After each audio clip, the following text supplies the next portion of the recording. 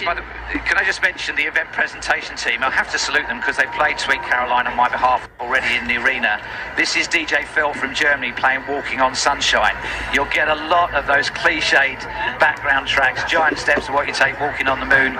These boots are made for walking. They'll all be there. Well, I wonder if the athletes will have the mental clarity to appreciate that, whether they realise what's been blasted out, or whether they're just focused on the 10,000 metres ahead of them. The event presentation team have done a great job. Director Andy Kay from Great Britain, DJ Phil from Germany, and the announcer in the stadium is Donald from Jamaica, who won the World Athletics competition, which was a search for new generation announcers. This is his first championship. So hit number one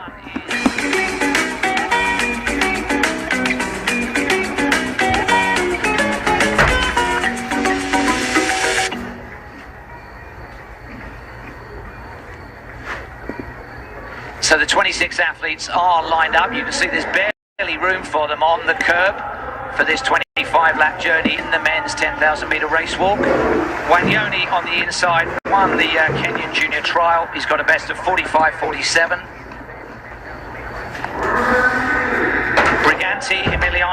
Briganti was 7th in the European Junior Championships. He's walked 41 seconds. If you've ever run 10k, have a think about some of these times that these guys have posted. It is rapid. The Algerian Amour was the winner of the Arab Youth Championships over this very distance. He's walked 42.01. Then Brian Matthias from Guatemala was the Central American champion when he was just 16 years of age. The Indian Amit Khatri is the fastest man in the field with 40.40. You'd probably make him the favourite in what has been a good summer for Indian athletics. Alu of Algeria, also favoured, the runner-up in the trial competition. And Lopez of Mexico. Mexico have always been strong in the walks.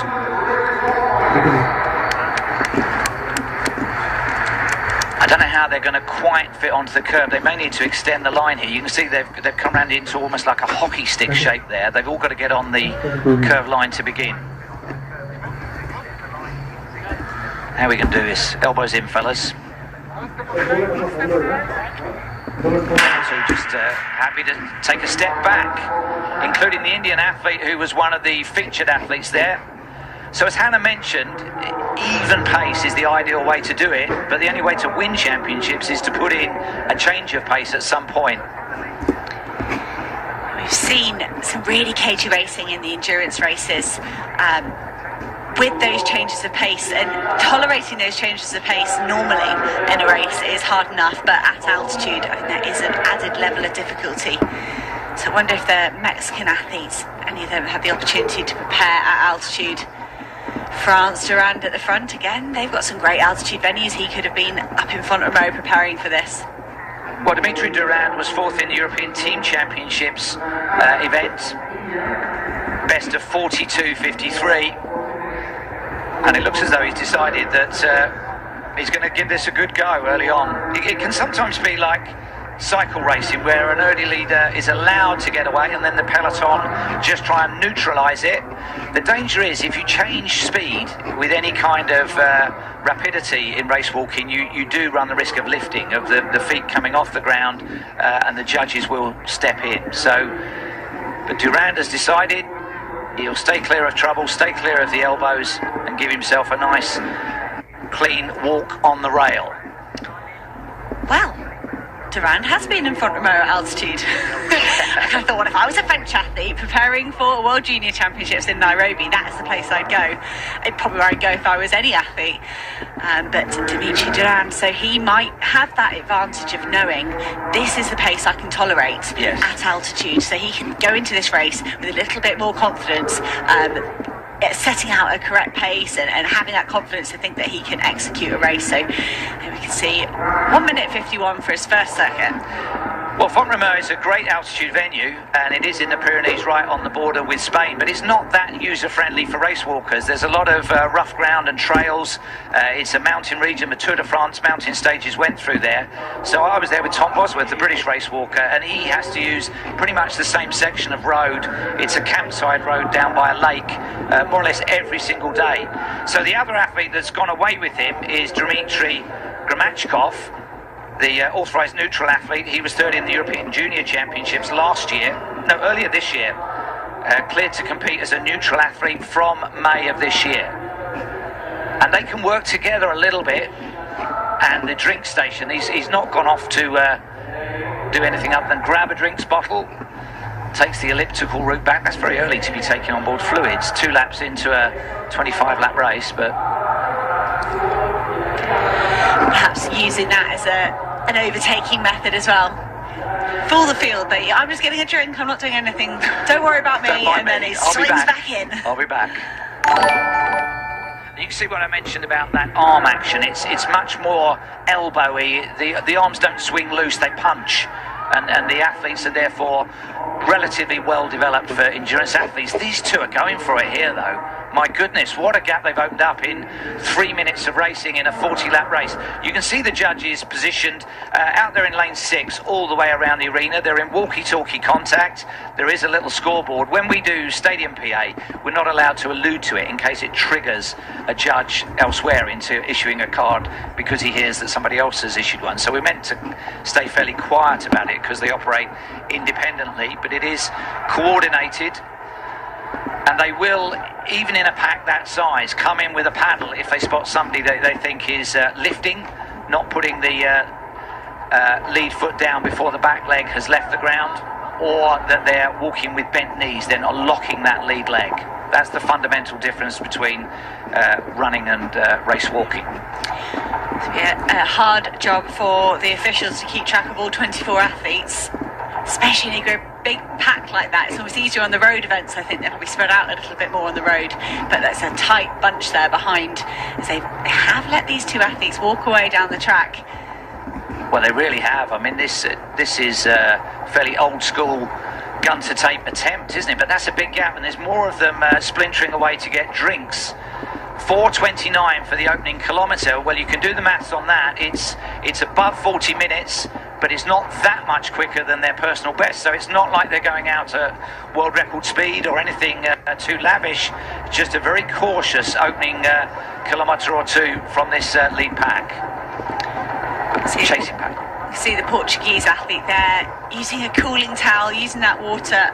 18 degrees in Nairobi this morning, so it's not too hot, it's not too bad. I'd say that's pretty good conditions for race walking, but just trying not to overheat. Early doors, trying to keep himself cool, probably isn't a bad idea.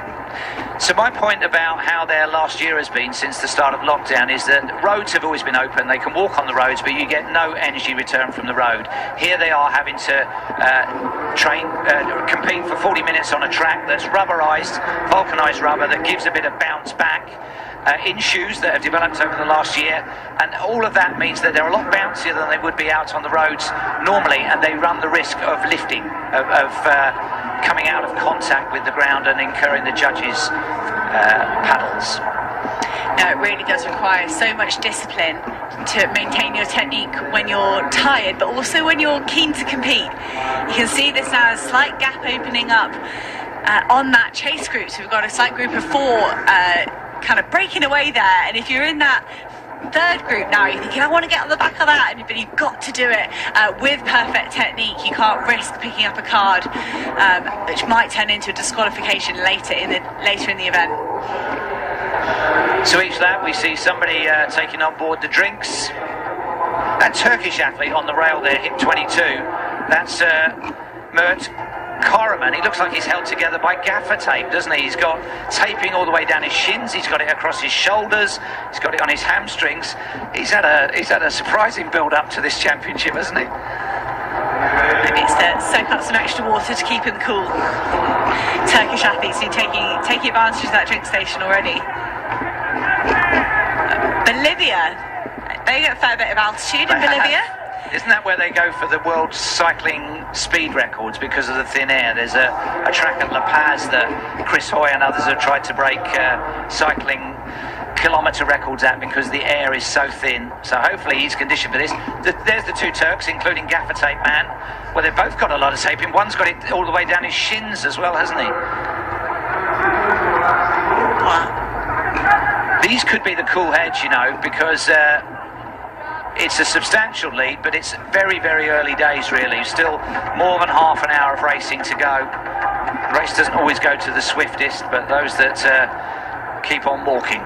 And that is Paul McGrath there, 2:39 on his back, competing for Spain. He is the European Junior Champion over this event, so you could be right, Jeff. He could be the one pacing this correctly. And there's a lot of research in there about running in a pack or competing in a pack, and the advantages of that mentally and physically. It is easier to do what this chase pack are doing than be out there all on your own. So there was a warning panel issued. They didn't go right into the pack to issue it. It had a number on it. It may be a second warning, but he will have called out the athlete's number to indicate who that was issued against. It's very noticeable that the chasing group, headed by Wilson Aratia Quispe, are not breathing as heavy as the two breakaway leaders. They are working pretty hard, and maybe a little bit too hard for this early stage, but the chasing group just starting to fragment a little bit. The Kenyan hope is the athlete we saw on the start line, Heristone Wanyonyi. He's in 4th place in that group, but in 6th place in the race. And Kenya has kind of broadened its franchise. We've seen cross-country skiers at the Winter Olympics, anything that's endurance and cardiovascular base. And race walking has been something they've been trying for a few years. And he looks to be walking technically very soundly. So he's had the coaching input as well as the endurance engine. It's been great to see Kenya participate in so many events at this World Junior Championships, really using the opportunity of this home championships to explore. Yeah, where else can they be good? We know they're good in endurance. We know they've mastered the 800 metres. Can they look further down in those events and into the field for more success?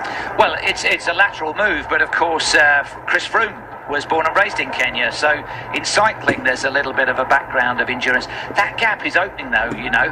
It's coming up to 10 minutes in maybe a 42-minute race, and they've got a lead of approaching 90 metres. I haven't noticed the two leaders go for drinks. That's the other factor. It's the chasing group that are hydrating relatively early. I mean, it is early. You see Paul McGrath there. He's decided almost 10 minutes into the race, quarter of the way through, a bit less than that, it is time for a drink. But my favourite non-endurance Kenyan performance yesterday was Chongwa in the high jump. Yes. The Chongwa technique, I loved it. I thought she was in the long jump as well. We didn't see any shots of her, but she did compete in the long jump qualification as well. But Chongwa creating a whole new technique, which did it really well in 164. Using that technique was very impressive. Feet first. Well, there's some great YouTube clips of Kenyan athletes doing exactly that onto no kind of a soft landing, just landing on sand. So that may be how she came into the sport. So we still have Durand and Gramachkov, the European Junior Championship bronze medalist, walking away with this at the moment, working off each other. Gramachkov looks like he's a little bit more relaxed, a little glance over his shoulder to see where the chasing group are. Durand has led, well, he was like half a metre clear after a metre, wasn't he? So he knew what he was going for here. Let's just see what that gap looks like in seconds as the chasing pack come round the corner. And it's the Kenyan Wanyoni who's decided enough's enough. He's giving chase. So he's out on his own, and he's probably around 11 or 12 seconds behind us. See if we can count it approximately. Tall figure, you can see that hip mobility that they've all got. If ever you see, there are race walkers that join in running races, but they run like this. They're very, very flat-footed. You condition yourself to plant your foot in with a paddle. There she goes. He'll know who was warned there, and there are one or two that may be on last chance saloon here as the pace quickens and they try and bridge that gap to the two leaders. It's so tough mentally for these athletes to know they have to stick to their technique. And I wonder if you know you're a technically sound walker, do you build that into your race plan? Do you assume, you stay calm? Some of these guys are going to get disqualified as well. Don't lose your cool. Maintain discipline in that technique, and it will come to your advantage as you move through into the latter stages of the race. Yeah, you can't kick in a race walk, because if you try and accelerate too much over the closing stages, you will get carded. But these two are probably two of the most experienced athletes in the field, and they've let them go. It's not like they're novices, and they will. The temperature is hot, but it's not unbearably so. It's humid, but again, nothing they haven't prepared for. So they've got to go and get them. I don't think these two are going to come back now from 12 minutes into the race. They've built up a cushion, and it's theirs to lose now, really. Do you think with a track race, are they being judged more often than you would in a road race? Yeah, they're under closer scrutiny here than they would maybe in the traditional 20k or 50k race walk, which might play a factor as well if you're getting watched a bit more often. It's not that they'd be trying to get away with it, but they're under closer scrutiny than they would be normally in their competitions. Yes, most championship road events are held on a 2-kilometre circuit, a flat loop circuit, and they pass the judges, as you say, that many times, and here they're passing them every 400 metres. So there is more opportunity to be scrutinised, to be disqualified. And I have seen track 5,000 and 10,000 metre races where less than half the field finish. So, yeah, the judges may still have a part to play in where the medals go here. Tunisia flying together there. Wanyoni is trying to bridge the gap, but you see he hasn't completely got away from the peloton, as it were. Amit there of India looking very good. You did say in the lineup at the start he's the fastest in the field. Yes. On personal bests. Paul McGrath there as well, the European Junior Champion. Are they playing this right? It's hard to see them getting back to the two leaders that have built up a lead, but they look good, it looks smooth, their technique looks sound to my eye, my untrained eye.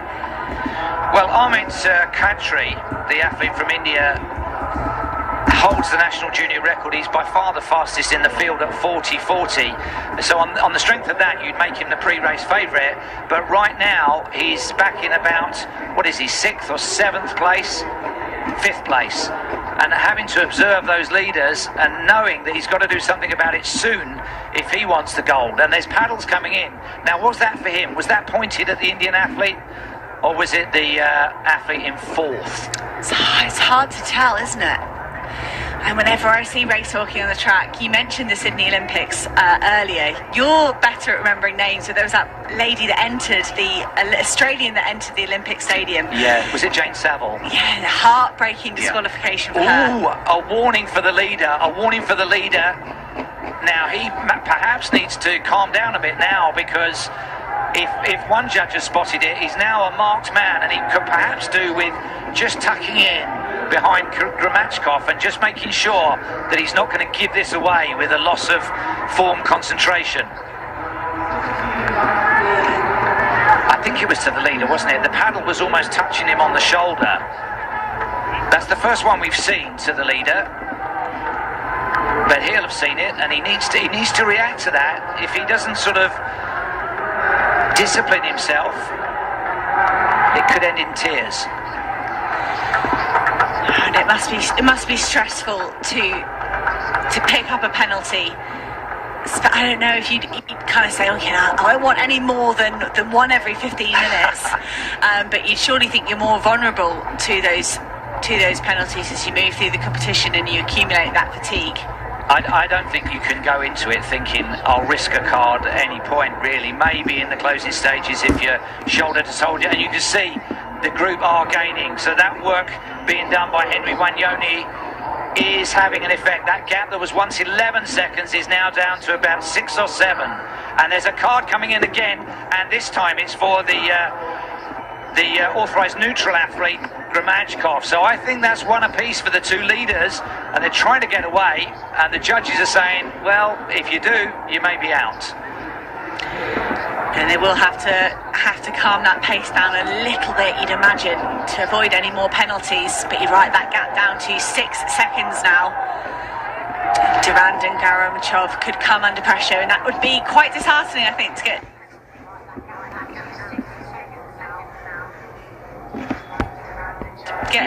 caught by that group when you've been out there for 17 minutes all on your own. You've tried to break the pack down. I mean, it won't be easy for the chasing pack. They will be working hard to catch these men down, but when a breakaway gets caught, it never looks good for the guys that were in the breakaway. Well, and Gramachkov is the one just glimpsing over his shoulder the whole time. He looks very, very comfortable, doesn't he, as we go in close on him. Looks as composed as he did on lap 1. That's the splinter that is starting to make inroads on that lead. Are we looking at a medal podium from within these 8 athletes? And I don't think there's any duplications, is there? 2 for Turkey, otherwise it's 1 athlete each for the authorised neutral athletes: France, Kenya, Italy, India and Spain. Has been Wanyoni of Kenya doing so much of that work to pull this group back to the leaders, and that looks like they've really whittled that, closed that gap, haven't they? It's gonna happen. Maybe one more lap, we're gonna see Wanyoni on the back of Garamachov, and that group will become one group of 8. I mentioned before about France in the final countdown, a 3-year countdown to their Olympic Games. They only got 1 medal in track and field. Kevin Mayer, I was sat with a French announcer and she was getting very upset as medal shot after medal shot didn't come off. Durand could be. There's a history. Now, let's just get up to date on the cards. So those are the formal warnings, the red cards. It does involve 1 athlete. I think Briganti is the athlete. No, he's not in that group. So those are athletes that, because of those red cards, haven't gone with the breakaway. But that's last chance saloon for those 2. And Briganti was probably a medal shot coming into this. I think he's in what is now the second group, about 70 metres back. Yes, France has a history in race walking that goes back many decades. This could be an athlete that might feel the weight of expectation going into the Olympic Games, but they just need some heroes. Another warning card coming in. Now, was that for Gramachkov? For me, that was aimed at Wanyoni, maybe. The Kenyan athlete, he's done so much work to pull this group back into contention with the leaders. Let's hope it's not the home athlete. He's got some long levers there, hasn't he, Wanyoni? I wonder if as he gets quicker, that's harder to maintain unbroken contact. This is the first time Durand has come into the pit lane for a drink. Now, and there's a warning for the Turk behind him. Actually, that's a basic error, isn't it? Move out towards the judge and he greets you with a card. Just stay away from the drinks table, fellas. There's 2 judges there. You don't want to be seen on your own near them. I was thinking that. So, how's it going? How's my technique? Get your drink, come back. Hopefully, I don't know, maybe that just spices it up for you. You can take that risk by walking right in front of an official. But Garamachov is appearing to make another break off the front on his own. Well, he's been the Mr. Cool of the operation so far. You can see he's not really sweating too much, looking up at the scoreboard, just checking what that gap is. But this is the first time he's been in the lead. When Durand moved across to the drink station and has rejoined him at chasing group. Right, let's update the card. Whoa, Pianzin, absolutely final warning. I think he's got to take it easy. There's nobody in the leading 8 that is on that card list at the moment, so it's further back that the form is disintegrating a little bit. Gramachkov has a look at his own watch. I think that's almost like a nervous reaction because there's clocks everywhere around the stadium, including the giant scoreboard, and it won't mean anything to him halfway round a bend either. Perhaps he's got a badminton court booked later on and he needs to find out how much time he's got left. He could be checking his heart rate, Jeff. I don't think they're allowed things like that. They're not allowed anything mechanical like that, so a watch is about as far as it's allowed. Let's have a look at that form. Now, is this judge moving in? I think he is. Who's he going for? He's just having a close look. Is there a rule on that? How close can you get to the athletes? No, they go right in with the paddles. But if you've got a group of 7, you need to know who's getting and receiving the warning. So Ahmed, the fastest man in the field, the 40-minute walker. There'll be club runners who'll be proud of running 10k in 40 minutes. He's the national junior record holder. India are having a great summer. And that's probably the 8 from which the medalists are going to come, because we're inside the second half of the race now, and all of that. There's another card come in. Was it another one for Wanyoni there? He's working hard. You can see him in fourth. The mouth's wide open. The shoulders are sweating up. This is getting pretty serious now. And there's our first disqualification. We saw that he was on 2 reds, and he's got a 1 minute time penalty in the sin bin. The danger is, and I've seen this before, he'll take a drink, he'll get full of adrenaline, he'll come bursting out there and he'll get disqualified immediately. I've seen that where you come out of the pit lane as if you've got adrenaline to burn off and you do it illegally. That there for me, it's hard to tell. I don't know if I'm just worried for the Kenyan athlete. I want to see him do well in front of this home crowd, but I'm worried that was another one card for Wanyoni there. He looks to be quite high stepping and not necessarily. Gramanchov, first time across to him. Will he rejoin after this drink back in the lead? I don't think he's too fussed whether he does or not. Right, that's the resumption for Pianzin. You can see he's going for it. The danger is now he is immediately disqualified because he's got energy to burn. He's pent up, he's angry, he's trying to make up lost time, and is he lifting? That's the danger of spending time in the sin bin. You come out of it turbocharged, and the judges are looking for that. And I think that will be him through 5 kilometres there. I wonder if he's going to reset his watch and go, okay, I've had a minute penalty, but can I do a 5,000 metre PB? Can I finish the day off on a high? That must be so frustrating. We see it in other sports, triathlon. It's a feature of triathlon racing now, but imagine your effort in an endurance event being stopped.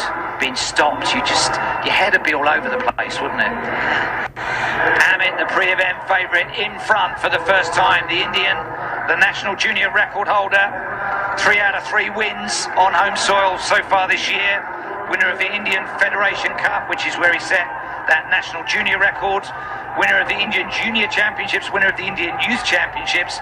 So he's basically not lost a race all year. He's the fastest man in the field, but he needs to hang on to this for 18 minutes. It's catch the Amit. You said it, Jeff. You can't really kick in a race walk.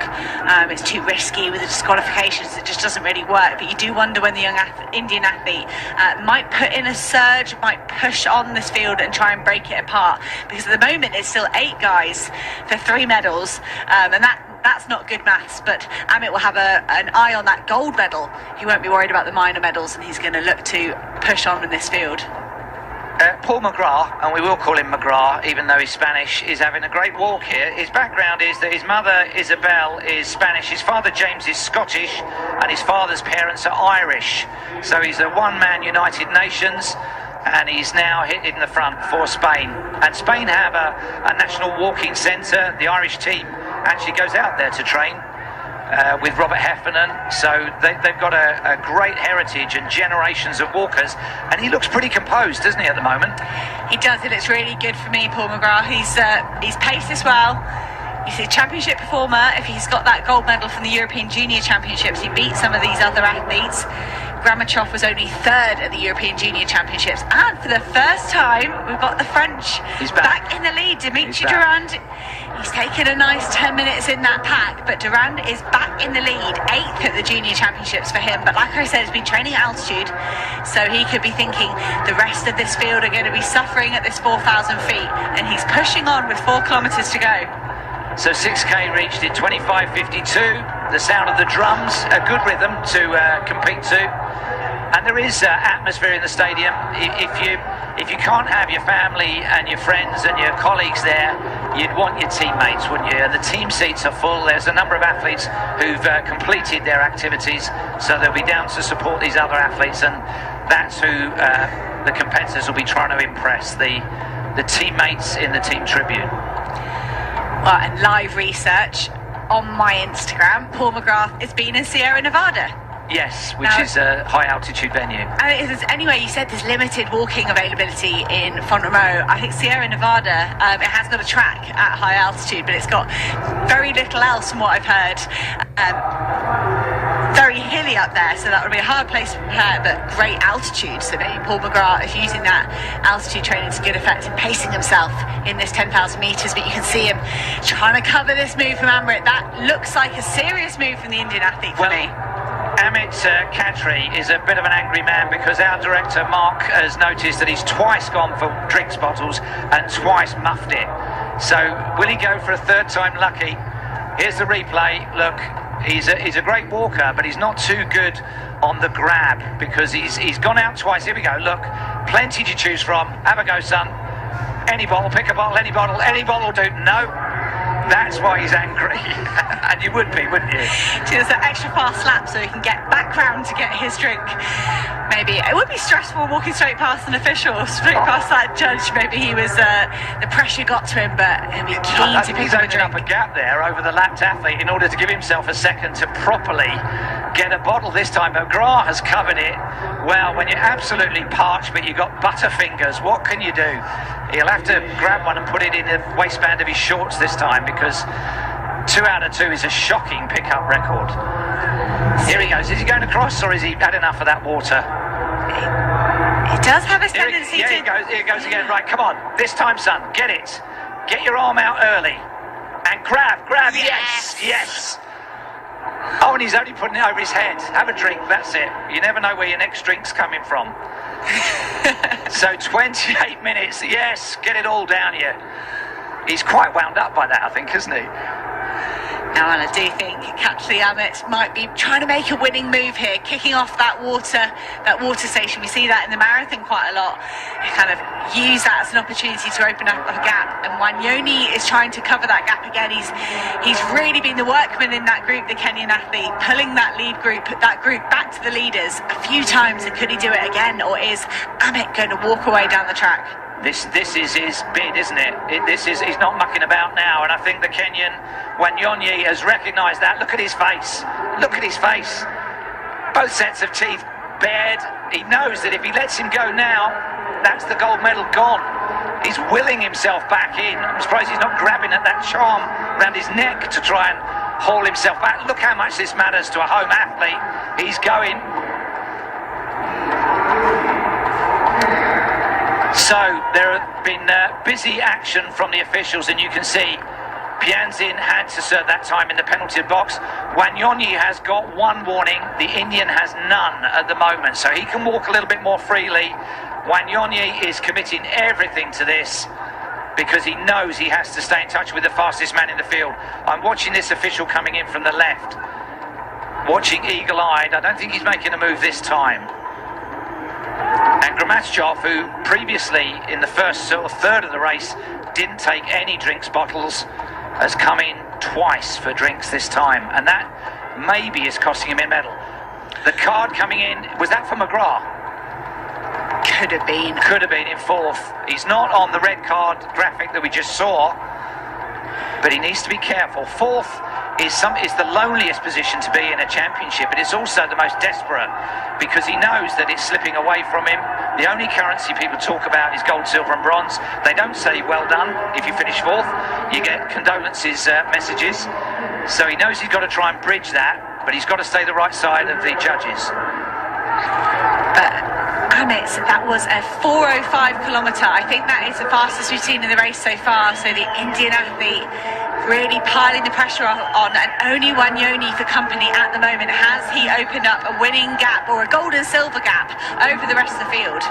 Well, and let's face it, it's 7,200 metres, but he's walked about 7,260 to get his drinks third time lucky, hasn't he? So he's certainly put the mileage in compared to the rest. I think Wanyonyi is struggling here.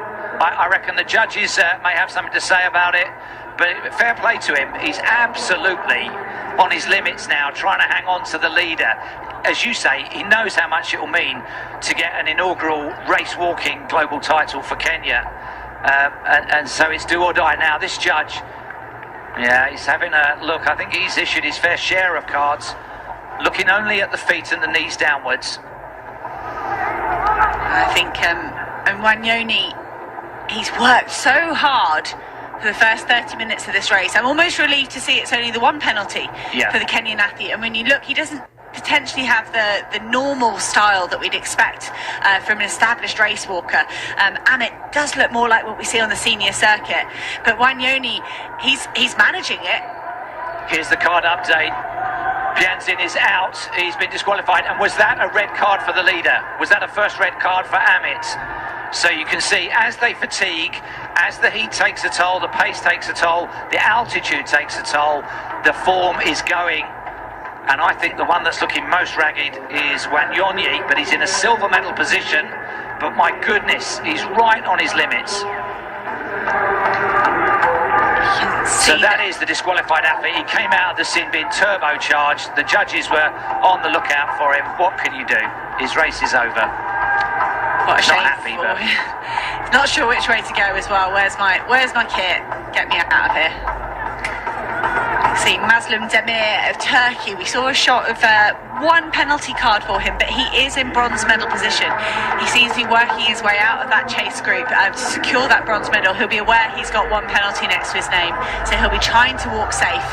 Probably got another 10-12 minutes left of walking, but Mazlum Demir doing a great job of him in getting himself in third place. So is that third and fourth? I can't tell whether the Mexican is a lap runner or not.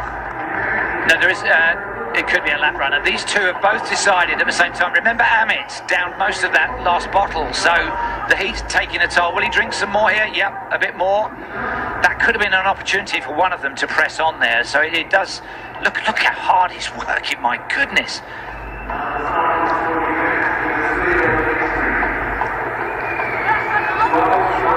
Catchley Amit asking all the questions of Wanyoni. It's going to be a tough last few kilometres for the Kenyan athlete. You almost want Amit to get a gap, and then Wanyoni can just consolidate. And I'm sure he's got his eye on gold, but I'd hate to see him pick. Oh, he has! Wanyoni, he wants a chance at the front. Oh, the card. Who's the card for? I think it's for Wanyoni. I think it was for him. That's the trouble. If you accelerate, you lift. And he's hauled himself in front, but he's on at least one card, possibly two now. So trying to get clear. He's the home favourite. The judges don't care about stuff like that. They only care about unbroken contact with the ground and a long knee on the lead leg. And the Indian is coming back. I wonder if that was a last-ditch attempt there from Wanyonyi. He's got to walk in a disciplined way if he wants to stay on the podium. It was a final flourish. This is Gramachkov, I think, who's up into third. So he was the early co-leader, and he's managed to get clear. Is it McGrath? Paul McGrath maybe in fourth place. So the gap's opening up significantly as we get into the final quarter of this men's 10-kilometre World Junior Championship race walk.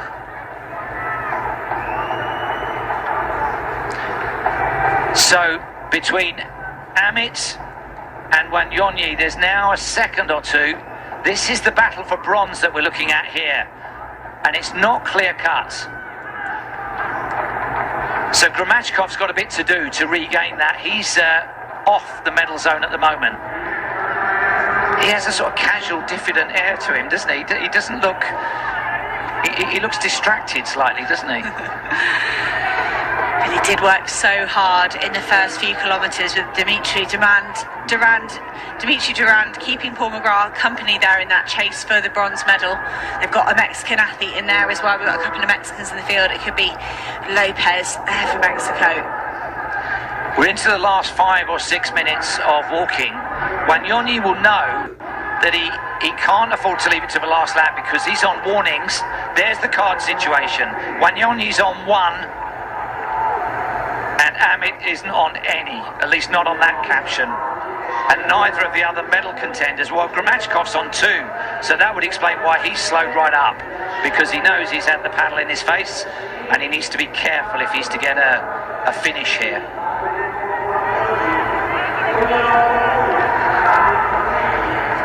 See, they're inside the last mile now. Amit Catchley, you feel he's got to push on. I'm amazed. Is he moving out for water again? That's almost a sign of weakness, isn't it, in the final quarter of the race? He missed 2 or 3 opportunities, but he's almost like overcompensating now. That's always the rule in the marathon. You don't need anything unless you're in real trouble. The hydration's not going to take effect in the course of those 4 or 5 minutes of racing. And Wanyonyi, I think, has recognised that, taken it as a sign of weakness. Just needs to be careful he doesn't get boxed in by the Indian here, and he has been. That was quite a canny move there off Kachli Ahmed. So we're coming up to lap runner. I want to be in the lead, and he's really messed that up for Wanyonyi there. And Wanyonyi changing his mind and going onto the inside. Well, Saul Wamputstrik is being lapped here, so he shouldn't really be influencing the outcome. If he had it in him to walk as quick as this, he should have been doing it sooner. You don't come in as a lap runner and tag onto the leaders or influence the gold medal positions. That's a bit naughty. Because he is boxing. He's boxing one in if he comes onto their shoulder, isn't he?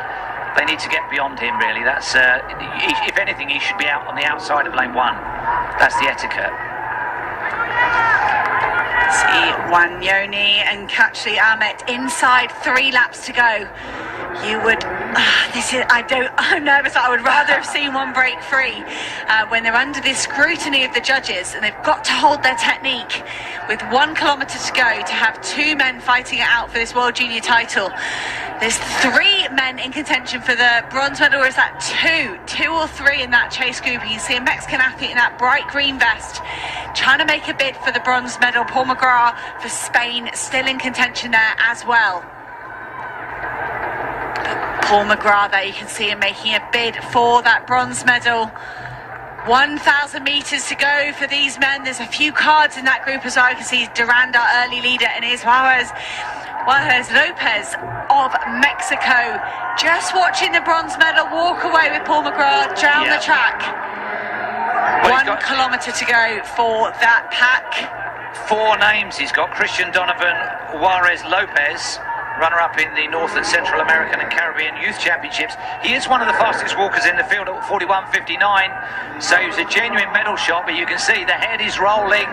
You can see dispirited because you don't close gaps in walking as readily as that in the final kilometre. What a contest we have here, but the judges will have laser eyes out for these last 2 laps. They're lapping as quickly now as they were at the beginning, and it's because there's a gold medal and a world title being dangled in front of them. It's a bit old school for lapped walkers to get out of the way, I think, these days. They're not used to being lapped because they're elite international athletes. They don't necessarily know the athletes are coming behind them. Maybe they're reacting because they think it's somebody on their point in the race. They don't know it's the leaders who've come round 400 ahead. Wanyonyi just had a glimpse back there. Was he? Now surely it's not a drink. Not a drink with a lap and a half to go. That's mad. That is mad. If that costs him the gold medal, he will rue that drink. Kachli Ahmed. Could he get a gold medal for India? Neeraj Chopra, that Olympic champion from a few weeks ago, he was a World Junior champion back in 2016. Could Kachli Ahmed be trying to emulate his compatriot? But at the moment he's back into 2nd position. It is the home athlete Wanyonyi of Kenya. 500 metres to go. Ahmed just looked over his shoulder there. That was a very strange decision to take a drinks bottle on with less than 2 minutes of walking, or less than 3 minutes of walking to go, and it's cost him because the distance that he is behind now was the angle out to the table and back. Wanyonyi has recognised it, and my goodness, he is going for it. So, ask not for whom the bell tolls, it tolls for thee, Wanyonyi. You're leading on home soil. It will be a historic first if he can hang on. He takes a look behind him, but that's the biggest gap of the whole race. The world leader is now a second or 2 behind, so Wanyonyi, who has taken less drinks on board. It's almost like Formula 1, isn't it? How many pit stops do you need? How many tyre changes do you need? Wanyonyi's taken less. Look at his face. He's 250 metres from glory, a historic first medal and a first Kenyan medal at race walking. Ahmed is still trying to close, but you can't do it at that range without lifting. He knows that. He's experienced. He may have to settle for silver.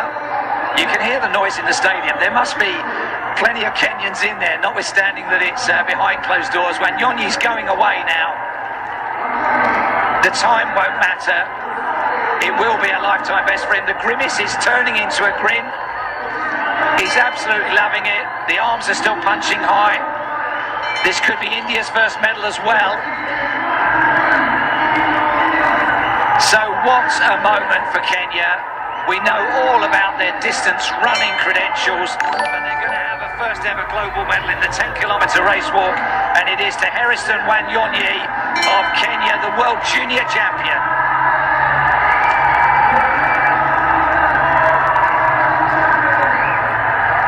Silver will go to Amit Khatri, who will rue the number of drinks that he paused for or diverted for in the closing stages. And who's won the battle for bronze? It's McGrath of Spain. We will claim that for Great Britain as well because he's multinational. Well, who would have predicted a podium that was Africa, Asia and Europe, one each? What a global sport we are. Well, brilliant from Wanyonyi, and that will help the Kenyan team in their overall standings on the medal table. They're already on top, and that is going to help, so he'll be immensely proud of that. Wanyonyi, a new name in a new event, Kenya's first ever race walking medal at the Junior Championships. Khatri Amit, that's the first Indian medal in the World Juniors race walking. He betters the bronze medal won by the mixed relay team on the first day of competition. Khatri Amit picking up a medal there as well. Proud Kenyan coach looks on. Well, if that is a Kenyan race walking coach, hats off to him, because he's had to learn it. He won't have experienced it on home soil. He'll have had to read up and go to courses and conferences and travel to learn how to coach race walking at that sort of level. It's the opposite of marathon running, which is completely free running. It's very disciplined. He incurred one card that we're aware of, but winner, chicken dinner. Well done. Hairiston Wanyonyi, you are a pioneer. 42.10. Really impressive walking from the Kenyan. Maybe Khatri Amit struggled with the altitude as the race progressed as well. We have seen a lot of our Kenyan athletes coming out on top in the endurance events, perhaps coping with the 4,000 feet of altitude that we've got here in Nairobi a little bit better than some of the other nations. I think with a better strategy, he might have improved his chances. He missed a drinks bottle twice in a row, and we saw how he bungled that. But he then went back to that same drink station 3-4 times. You don't need to do that in 40 minutes of racing. So yeah, it was one drink station too far for him. Well done, Paul McGrath of Spain, in a personal best. Very controlled race. Personal best for the European junior champion at altitude. Yeah. Very, very impressive. Obviously that training camp in Sierra Nevada paying off, but also some very mature race tactics there from Paul McGrath. He didn't respond to any of the moves that were made very early in the race or in the, as Amit and Wanyonyi pulled away in the middle of the race. Paul McGrath just kept his head and kept to his pacing strategy. A personal best and a bronze medal. That was an interesting race, wasn't it? I mean, there were so many chapters to that, from the early breakaway where neither of them came near the podium in the end, Durand and the authorised neutral athlete, to that last lap. Everybody in the stadium's a Kenyan fan of that. Well, Kenya is looking to bid for major events in the future. They might put in a bid for a race walk World Cup as well, because they've now got the interest. So Spain have 2 men home, and that's Hidalgo, 43.11, his best. These are still very decent times that are being recorded, but you can see the conditions, the altitude more than the heat, I suspect, really taking a toll. It's like trying to breathe through a straw. You're a non-responder to altitude, aren't you, Hannah? I am. So many people, if they spend 4 or 5 days at altitude, they'll start adapting. I unfortunately just breathe through a straw for the whole time I'm there, and it's very hard work. But I'm sure these men will have experienced some of these. It may have been the first time they've been at altitude. Mentally and physically, it can be so hard to cope with. This is the story of the race. These were the 2 breakaway runners. It was Durand of France and Gramachkov, the authorised neutral athlete, and they looked well clear at one point. This is Amit, who was perhaps slightly too regular a visitor to that drink station. It cost him a second or so each time. And this was the glorious finishing straight for a little bit of history. The first ever Kenyan global title in a race walk, and it was Harrison Wanyonyi of Kenya on home soil who took it. My goodness, he worked really hard for that as well, because he went through some tough times in the middle of that race. Amit took the silver, a first ever race walking medal for India at global level.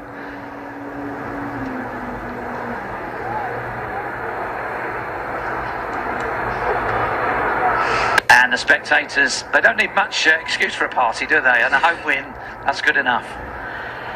We have seen some great performances from the Kenyan team so far across the races, but you can see the Portuguese athlete. I wonder if that was a disqualification that we missed, or maybe just the emotion of finishing such a grueling event.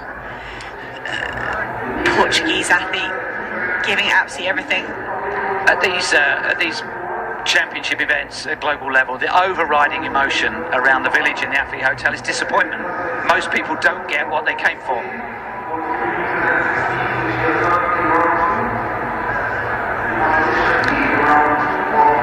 Phoning home saying, did you see our guy? Did you see my boy? I coached him that way. Let's start a dynasty.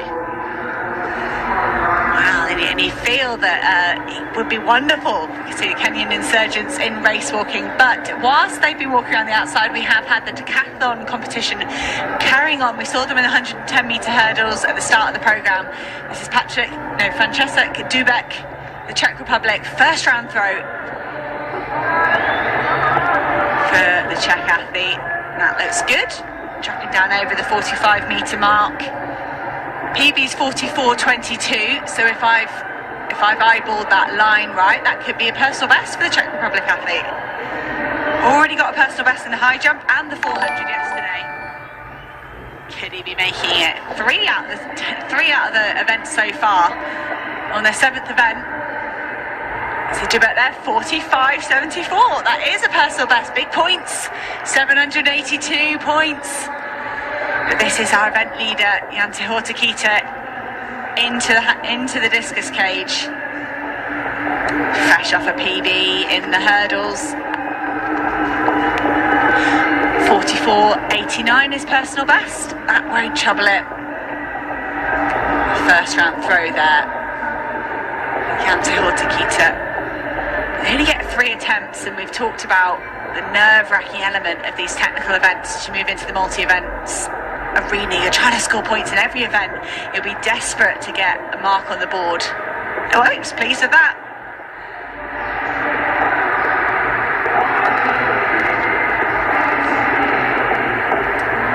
.41.46, opening round throw. Very safe there from Yante Hortakita, I'd say. He might push on in the next couple of rounds to rack up those points. But next into the circle, Sam Pasto, he's a thrower originally. So we saw him throwing really well in the shot put yesterday, but he's got the standout personal best in this discus throw competition. Converted to a decathlete recently. New to this event, not this event in itself, not new to the discus throw, but new to the decathlon, and doing pretty well. He's in the bronze medal position so far. Best of 45.92. I don't think you'll hit. You know, at this age, Karsten Warholm, the new world record holder and Olympic champion at 400 hurdles, was a decathlete. So there are many routes through the sport for these athletes when they're so proficient at so many, but they can choose the specialist route as well. Now, I wonder if it's almost the opposite for Sam Pasto, being a specialist and then going back out to the multi-events. It must be frustrating if you can't hit your person. You used to be better at the throws, but you have to compromise that in your training as you try and improve your other events. But Yante Hortakita, this is his second round throw.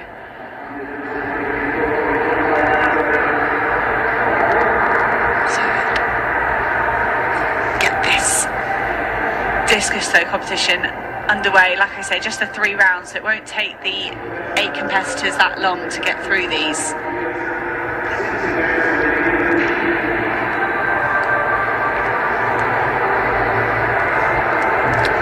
41.46, improved by 1 centimetre. That just ticked over there on our graphic. 41.47. Don't think that will be any extra points. I think 1 centimetre increments is probably too tight to be adding points. Well, I'm pleased to see that Grombeck has carried on after that disastrous hurdles where he did record a time, but it awarded him no points after a stumble at hurdle 6.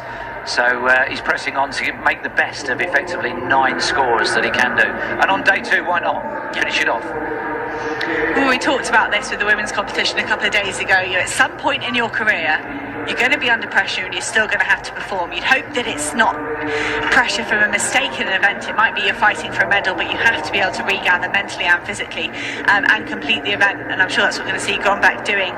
For many of these multi-eventers, they'll do absolutely everything they can to finish and get the experience. But Toivonen of Finland, Saga Venänen win. On the women's side, that first gold medal for Finland in the women's heptathlon. Finland second in the medal table as well. They hosted the European Juniors and the European Under-23 Championships this year. And you can see they brought a large Finnish team out here to the World Juniors, and they are delivering. Perhaps using that experience from their home championships. A bit less pressure for this World Juniors. They can come out here and enjoy themselves.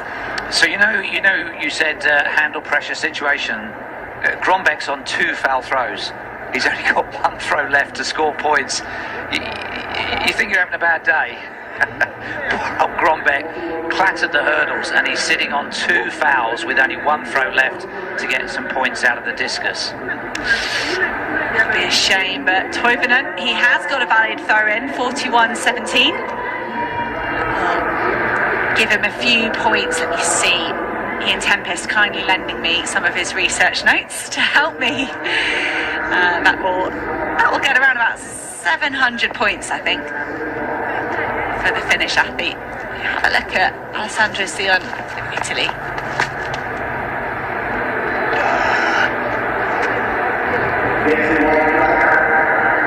A bit of a dejected groan there. Yeah. Perhaps the microphone was very close to him there, wasn't it, to hear that sigh. My language skills aren't that good. I can read sighs, but maybe not language. Got my Russian totally wrong yesterday. I thought one of our discus throwers was disappointed when it was the opposite. It was personal best. Generally speaking, if the discus throwers make a real loud bellow, it's a look at me, look what I've just done, check this out. So they'll let you know if they've released well. Let's see on there, that will be an improvement for him. 38 metres, always furthest of the competition, but maybe hoping for more. Personal best of 44.60. Well, there you go then, he's giving away 7 metres on his personal best. It's about 20 points per metre, so perhaps that's why we saw the disappointment from the Italian.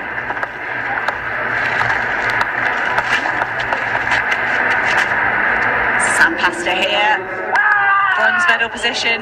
Oh, he likes that. That's more like it.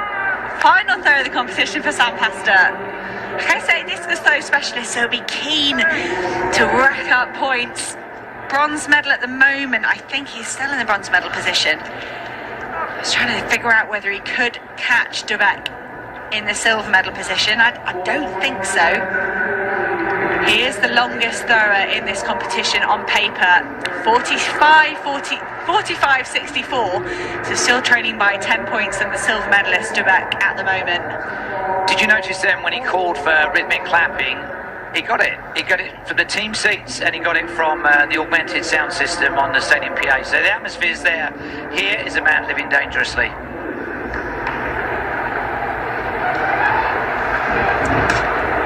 Grombeck, no points in the sprint hurdles. This is his last chance to record a mark in the discus. Third and final throw for the Dane.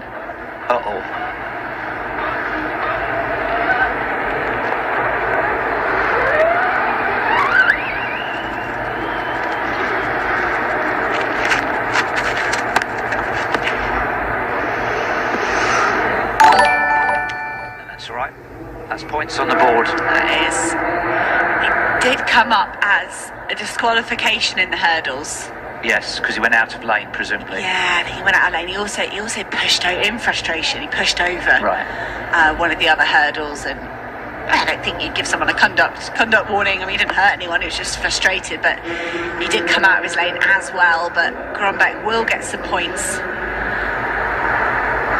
It's been a good morning for De Beck. He was 200 points behind Hortiquita overnight, but he beat him in the hurdles, and he's got 4 metres on him here. He will narrow that gap to Hortiquita. It's still going to be about 100 points, I think, between silver and gold.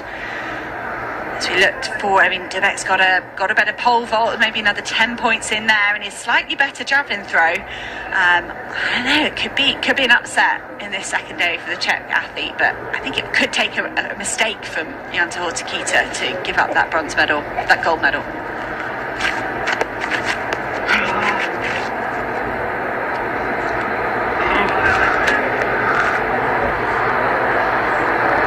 Sutherlane doesn't look too happy this morning. There's still an annual athletics match that's taken place every year for, I think, almost 100 years between Sweden and Finland. It's called Finnkampen. 80,000 people every year. And I don't know who has the advantage right now. Sweden had a bit of a run at it. I think Finland have come back in recent years, but it's a real driver for athletics in those nations that, you know, every year if you want to be anybody, be in the Finnkampen match. And I did a podcast with a webcam. Too many days. Webinar with the performance director from Sweden, and one of the questions was, how do you do so well for such a small nation? And she straight away, without hesitation, said Finnkampen. Yeah. She said it's so good for developing their athletes. It gives them something to target. Even when they maybe haven't made the global championships of the year, they can still get really fired up for that Finnkampen. And our Finnish athletes probably would feel similar. Esperen trains with Hortiquita, our leader, sometimes. I think I saw pole vault and javelin training, they'll do that together. Of course, Belgium had a medal in the men's marathon at the Olympic Games, coached by Gary Locke. So our traditional views of what are the strengths and weaknesses of countries around the world have been completely turned on their heads. We've had Kenyan javelin champions, and just had a Kenyan race walk champion. Belgian marathon stars.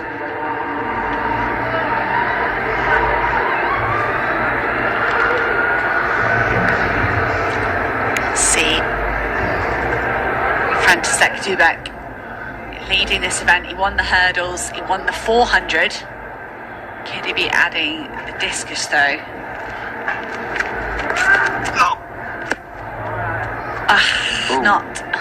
No improvement from that throw, just falling out of the circle. He'll probably be glad to see it wasn't a long one anyway. He didn't ruin the chances of more points with stepping out of the circle. So it's just an impression, and you know I have funny impressions of certain aspects of the sport, but all three heavy throws are now rotational.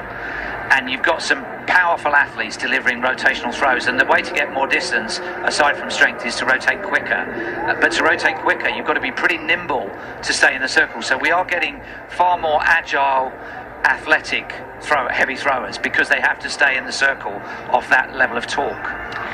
No, and it's amazing. I think sometimes we were watching the women's discus yesterday. I can't remember which one of the athletes it was, but they took off in between.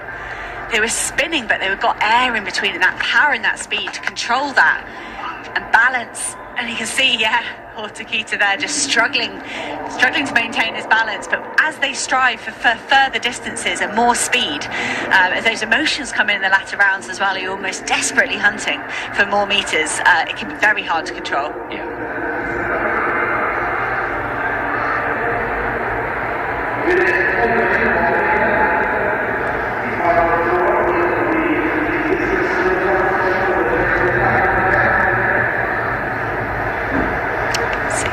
Hortiquita, like I say, giving away 4 and a bit meters. So that's probably 90 points he's lost on Dubek there. So I think we'll narrow his lead, combined with the hurdles this morning. I think that will narrow his lead down to 100 points, which isn't comfortable. It'll be exciting to watch over the last 3 events.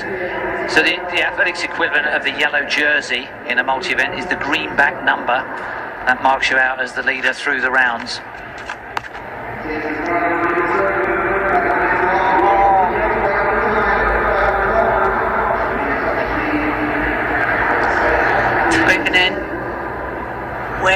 measurement. I think he's the number 2 thrower on paper behind Sam Pasta. Sam Pasta only 3rd place at the moment because František Dubek is just throwing out the personal best this morning.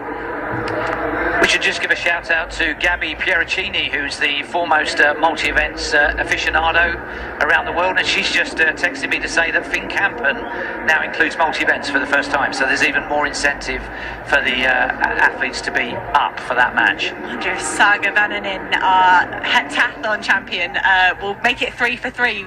European Junior Champion, World Junior Champion and Finnkampen Champion. That would be a busy summer for her. So this is back in the tension zone. The chips that are embedded in the competitors' bibs are being checked against their identities as they come into the circle, into the stadium for the women's 10,000 walk.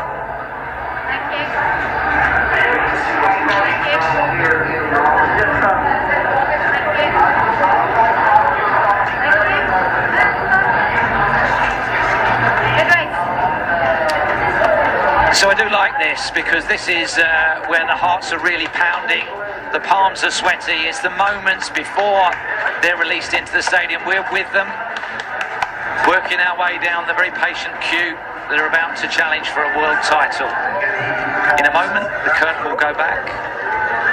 Enter the gladiators.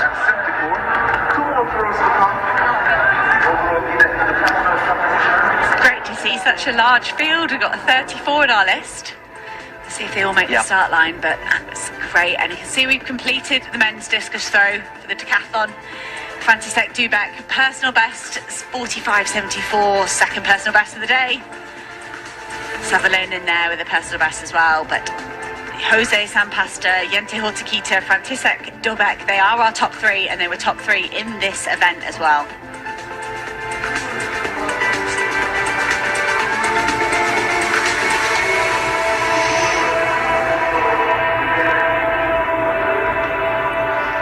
Have a look at the overall standings and the men's decathlon. Just 4 events left. Pole vault, javelin throw, 3 events left. Pole vault, javelin and 1500 to go. 7 events completed. Jente Hortakita in the lead by 139 points over František Dubek and Jose Sampasta in 3rd. Quite a gap there between those standings. You wouldn't expect anything to change, but František Dubek is on a roll. 2 PBs already. If he keeps that up, could he close in on Jente Hortakita for the men's decathlon world junior title? 1500 will be this evening, 5:45. We'll see this event played out.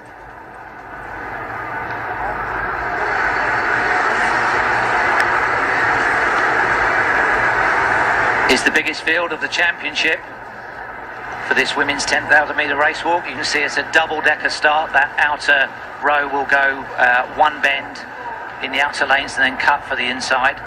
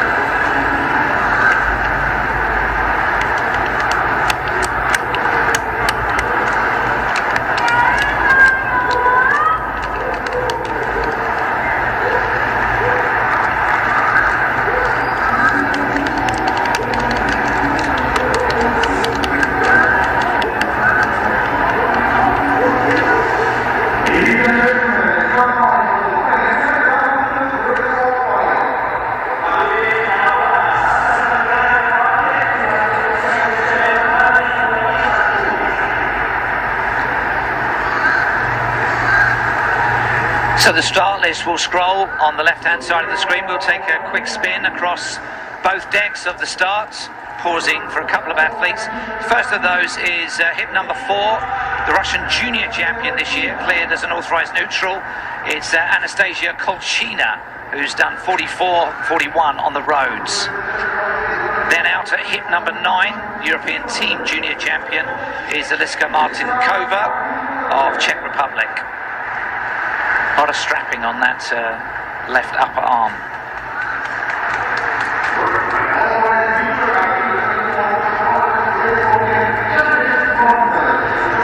At 18, also an authorised neutral athlete, she's walked 45 minutes. That is Yelena Sporets. Outside her, Valeria Sholomitska of Ukraine. She's a 46-minute walker, the Ukrainian junior champion. Alongside her, for the home team, just seen the title go to her teammate in the men's event, is Margaret Gatti, the trial winner for Kenya.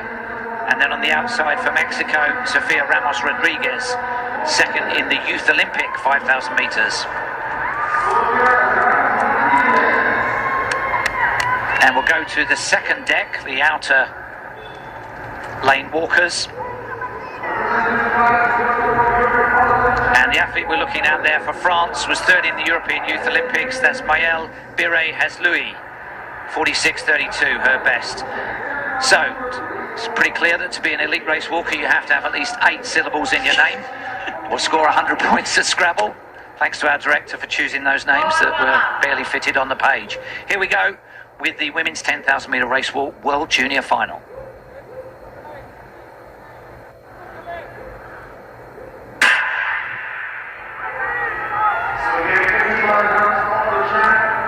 In the she doesn't need, she cuts the inside, the Kenyan walker there. She's in the inside deck, even though she was positioned way wide. And we have an early breakaway again. It looks like the Greek athlete,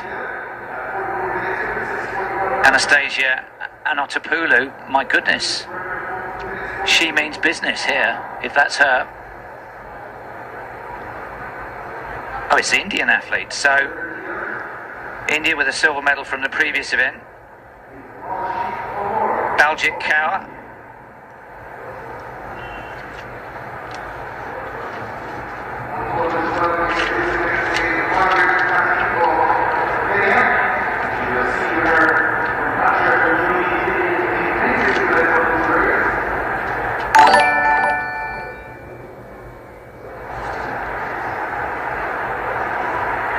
So those of you that were with us earlier for the junior men's event, you'll know that the judges are scattered all around the outer lanes of this 400 metre circuit. They issue warning paddles, cards to the athletes. There's an accumulation of those. And if you accumulate 3 red cards, you have a 60-second penalty in the sin bin, in the penalty box. If you incur another warning after that, you're out of the race. We saw 1 outright disqualification. We saw an awful lot of cards issued.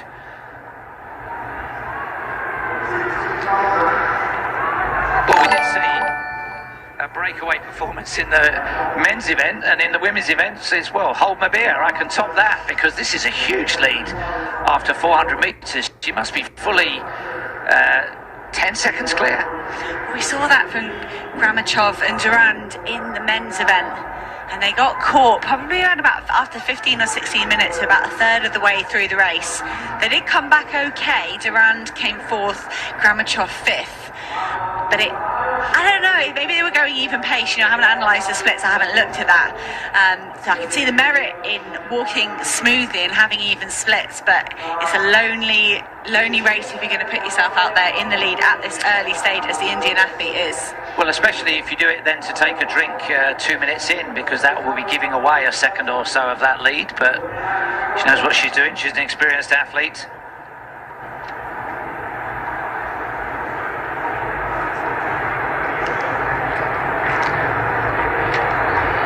She was only runner-up in the Indian Junior Championships this year, but she has walked under 50 minutes, and there aren't that many in the field that have done that.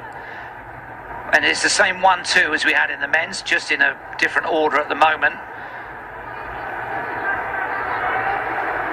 The Kenyan athlete that we introduced you on the start line, Margaret Gatti, has decided she will take up the chase early on. I like Gatti's technique. Smoother, isn't she, than her teammate in the men's event? More fluid. Yeah, more fluid than Wanyoni. You'd say Wanyoni looked so tired so early on and just fought brilliantly through that fatigue for that gold medal.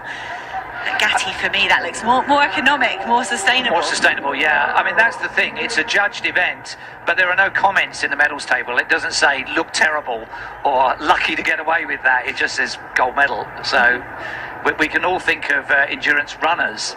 John Tracy would have won no style prizes, but he's got an Olympic silver medal in the marathon.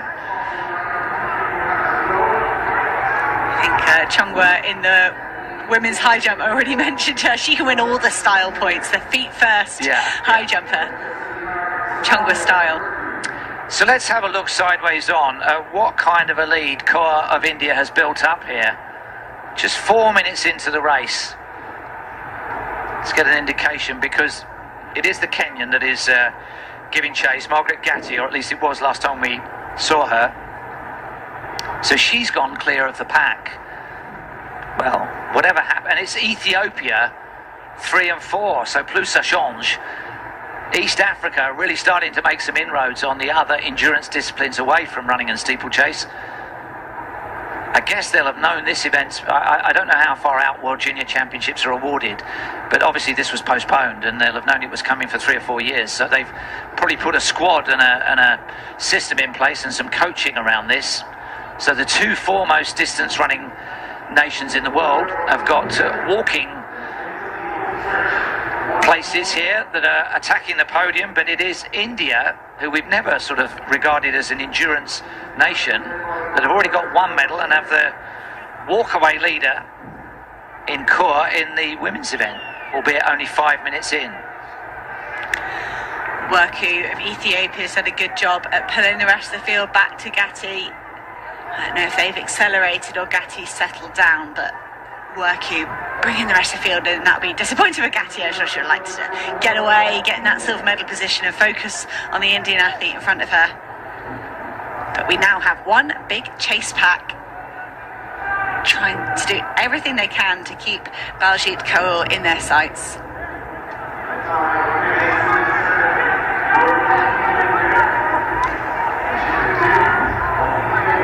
Well, whatever happens, Baljit Kaur has made her mark on this race, because if it was going to be slow and tactical, now it's not. That will suit some people, it will suit others less. We'll have to find out if it actually suits her as she comes around for a second drinks bottle in just 6 minutes of walking. I'm surprised at this. I wonder if it's a comfort thing, isn't it? It's a long time to be out there. You don't want to start off feeling fatigued and feeling hot. Perhaps it's an Indian team tactic. Perhaps they know that's how they respond best in these conditions. But it did cost her teammate the gold medal, I think, in that he came out twice for drinks in the last 4 laps. It's because it's not that hot, and it's not that humid, and it's not that long a race. It's 40 minutes. So yeah, drinks 1, 2, but 4, 5. Not sure. And for me, it's still that, why are you singling yourself out in front of the officials? Why are you giving yourself a chance for them to look at you? Yeah, hide on that lane 1. Don't pick up an early car. But here we can see that lane number 18 is Yelena Sporats of authorised neutral athletes. She's walked 45:22 on the roads. I haven't got a track time down for her, but I'm sure that pedigree will transfer into this event. Well, both authorised neutral athletes only have road personal bests. It's a common distance on the road. It's less common as a championship distance. They won't have lots of experience of walking 25 laps of the track in competition. Is she straining a little bit now? Does she look a little bit like she's overextended herself, maybe? She's certainly working hard. Technique looks good. I haven't seen any of the judges having a close look at her yet. So Baljit Kaur, maybe just taking matters into her own hands and saying, I don't fancy getting in a tactical battle. I want to be out here in the front on my own. And she's got, what's that, 70 metres? 70 metres over the rest of the field. Yeah, this race is going to take about 48 minutes or 49 minutes thereabouts. So, long way to go. Still more than 40 minutes of walking potentially. But Baljit Kaur is pretty much determined that if they're going to take a gold medal ahead of her, they're going to have to work really hard for it, as long as she doesn't incur any interest from the judges.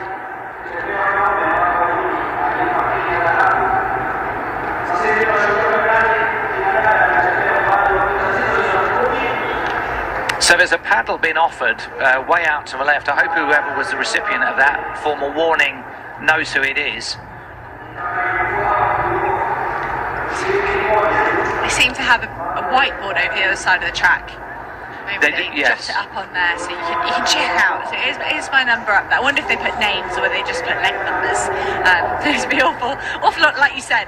All race walkers have 4 names, so it would be a long list if they were writing out all the names. I think the judge nearest to that drinks table can't go in too close because he's got athletes peeling off in his direction to go and grab a drinks bottle, so he has to do it at a range for that.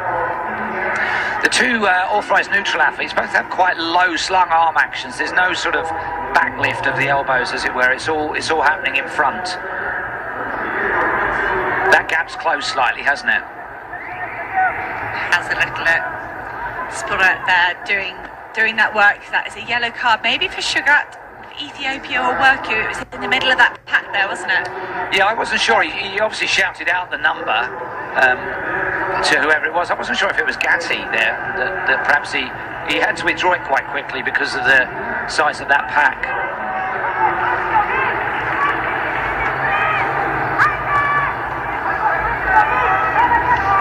Gatti, I'm sure, will be inspired by Wanyoni in that first race, getting that gold medal for Kenya.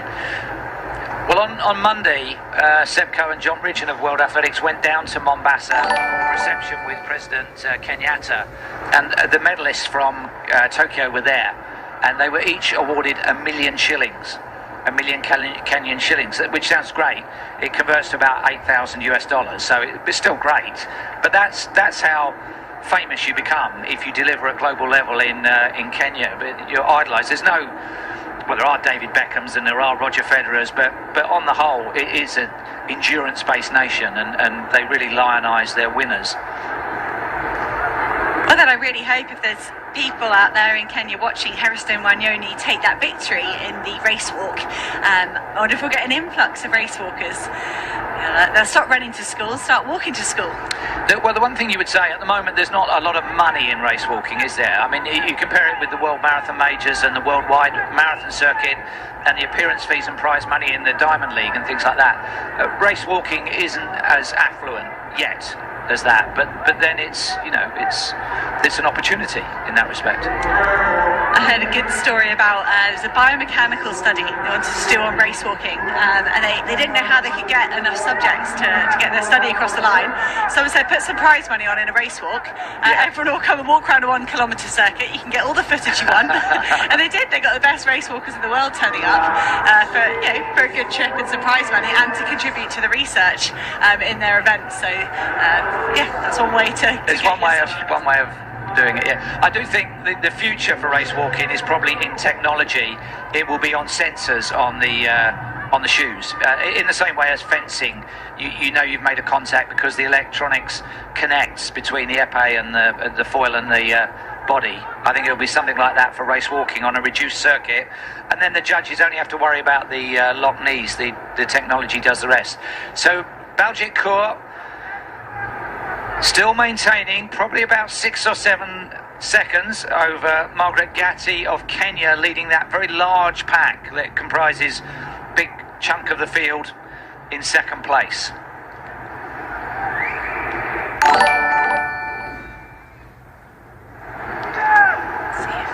a few athletes in that chase pack taking the opportunity to get a drink. Valdez there, slotting back in smoothly. Ecuadorian athlete. There are a few athletes from Ecuador here. Not a massive team, but they have brought a small contingent.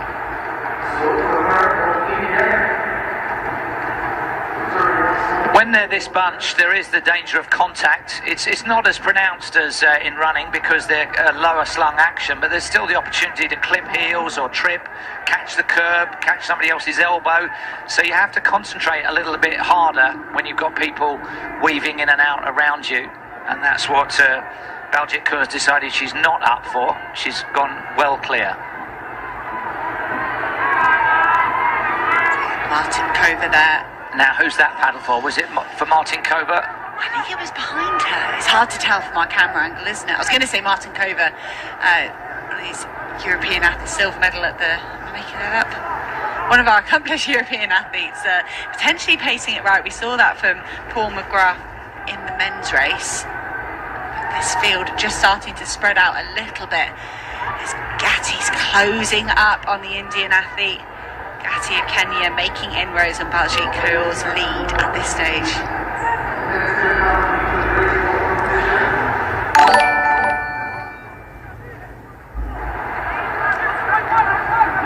Well, she's working hard. Is she working harder than she needs to? She's going for drinks again. Clearly the Indian team have said take on fluids at every opportunity, but I wonder if she's shot her bolt a little bit, because that lead that was major is now perhaps down to 3 or 4 seconds, maybe less. So there's a lot of fluids being taken on board. I don't see so many hats and sunglasses. I think in a morning event in a place like Kenya, you wear it partly for concentration, for glare, for heat reflection, that kind of thing. I'd have gone for a cap and sunglasses, I think. And you think the sun has come out as well, and it will be warm under this sun for these athletes who are potentially using that water to kind of prevent overheating rather than reacting to overheating. Yeah. But there we see Gatti has pulled this field back to Kaur, and they make one big group. As we saw in the men's race, they caught that breakaway around about the same point, I want to say, maybe yes, a little bit later. Yeah. But we are down to one larger group of athletes here. We'll have to wait to see if there's another breakaway. I think Baljit Kaur will struggle to stay in contact now, because she committed so much to that opening couple of kilometres and paying a bit of a price for it now. She could regather. She could get some strength by being on the shoulder of the leaders for a while. 3,200 metres reached in 15:04, so that's just about 2 miles in to a 6-mile race for those of you watching in Imperial. That's our first look at Sofia Ramos Rodriguez as well. You can see her there for Mexico, just on the shoulder of Gatti. She has got the fastest time coming into this race. And I'm sorry to bang on about it, but that's 5 different continents in the leading 5 athletes. So you've got Africa, Europe, Asia, America. Martin Kova, the one deciding she's going to lead a little bit of a...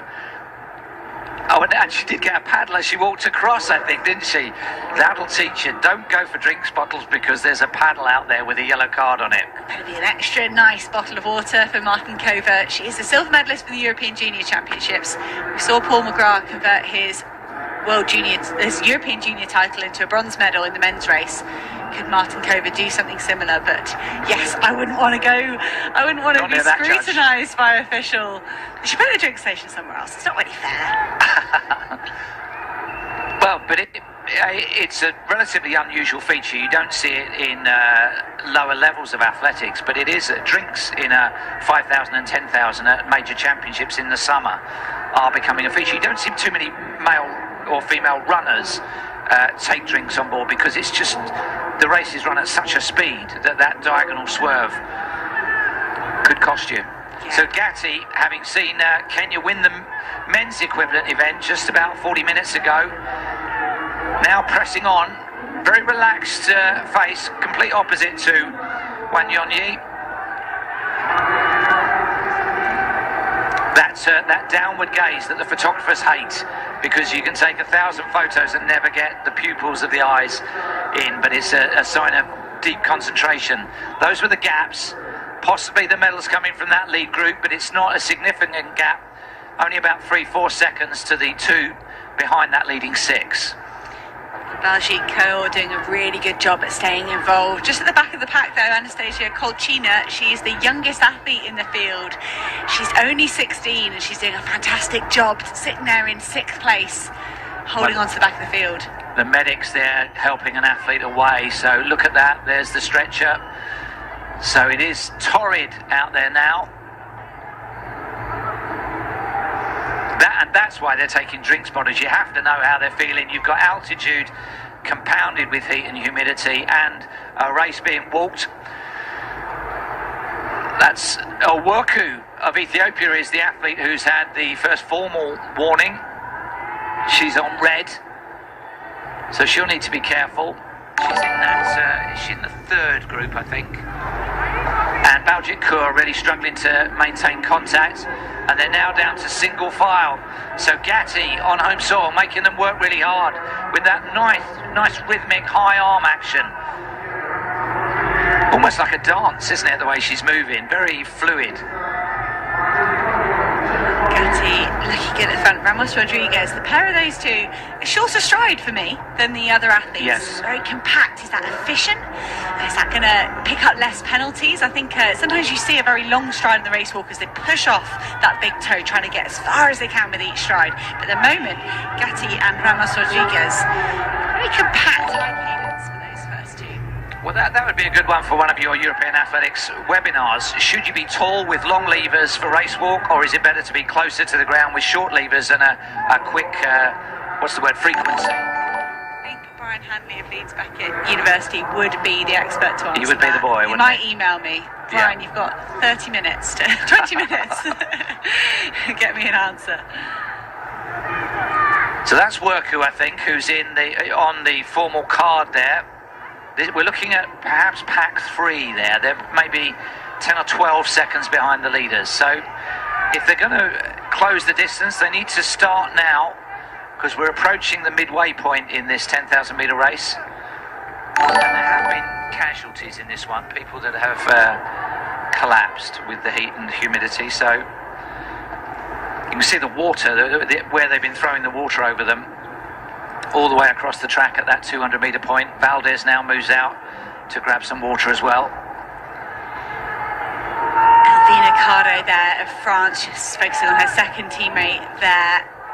She has made a good move to move up the field. These two have been training in Font-Romeu as well. Louis and Cardo have been training in Font-Romeu, so they will be acclimatised to this altitude. Probably the heat as well. It's pretty warm up there this time of year. But keep your eye on Alvina Cardo there. She could be one to bridge the gap back to this group and turn this group of 5 into 6. But Colcina doing well to hold on to the back group there. But yes, and that was the paddle we just saw. It's the second one for Colcina. She needs to be really careful. She's one away from the sin bin and a 1 minute penalty. She's just 16 years of age, so she won't have got a depth of experience on which she can draw for this. It's a challenge for her at that age. I couldn't even write my own name at 16, so let alone competing in a world final under 2 red cards. Here comes the paddle again. Is it for her? Is it for her? It looked like it, didn't it? So the 16-year-old may well be finding herself having an involuntary breather here, and in real terms her medal contest could be over. Let's just see. That'll get collated. The chief judge will direct on that. We saw Payazin of authorised neutral athletes in the men's race. He was the only athlete to get disqualified. Had a minute in the sin bin before he was a sin bin. It's a rugby term. A minute, in the penalty box. I think people will understand our use of the term. Colcina. The naughty step. The naughty step. But I'm nervous for Colcina as she comes round and they accumulate these warnings. She must know that, I mean, we say she hasn't got a lot of experience, but she'll have had warning cards in races that she's done domestically previously. Mexico, going back to Daniel Bautista, the 1976 Olympic champion from Montreal in the men's walk, have got a proud history of race walking.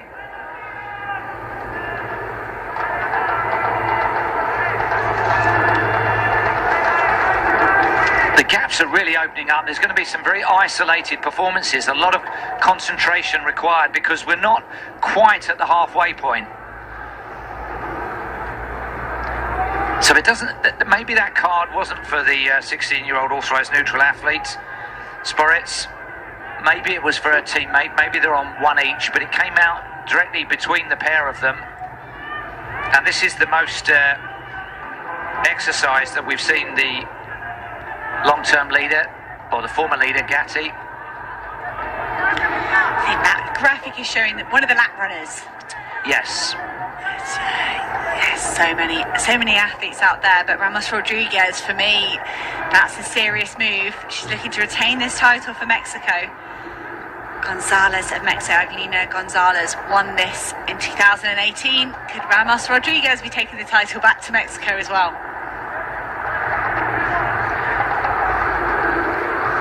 Well, she's got a lot of championship experience.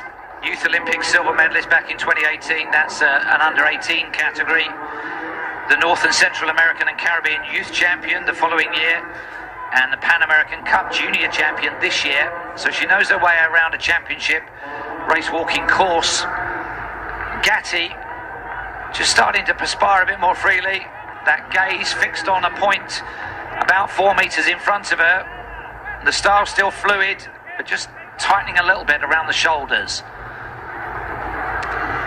Fatigue will be setting in for all of these athletes.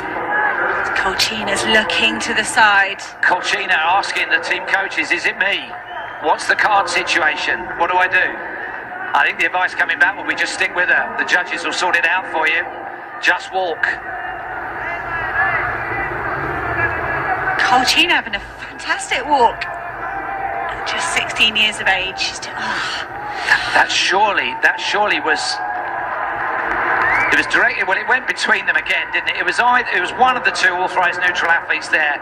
Either Colcina or Sporets got another warning panel, another yellow from the judges. We'll catch up with the card situation, but at the moment, nobody has been sin-binned. Nobody has gone in the penalty box. We're looking at the athletes in 2nd, 3rd, 4th and 5th. There we are. Colcina is on 2, so she must be really careful. It's not the youngster, Sporets, it is Colcina, the athlete in the middle there that we're looking at with the bunches in the blue vest, the authorised neutral athlete.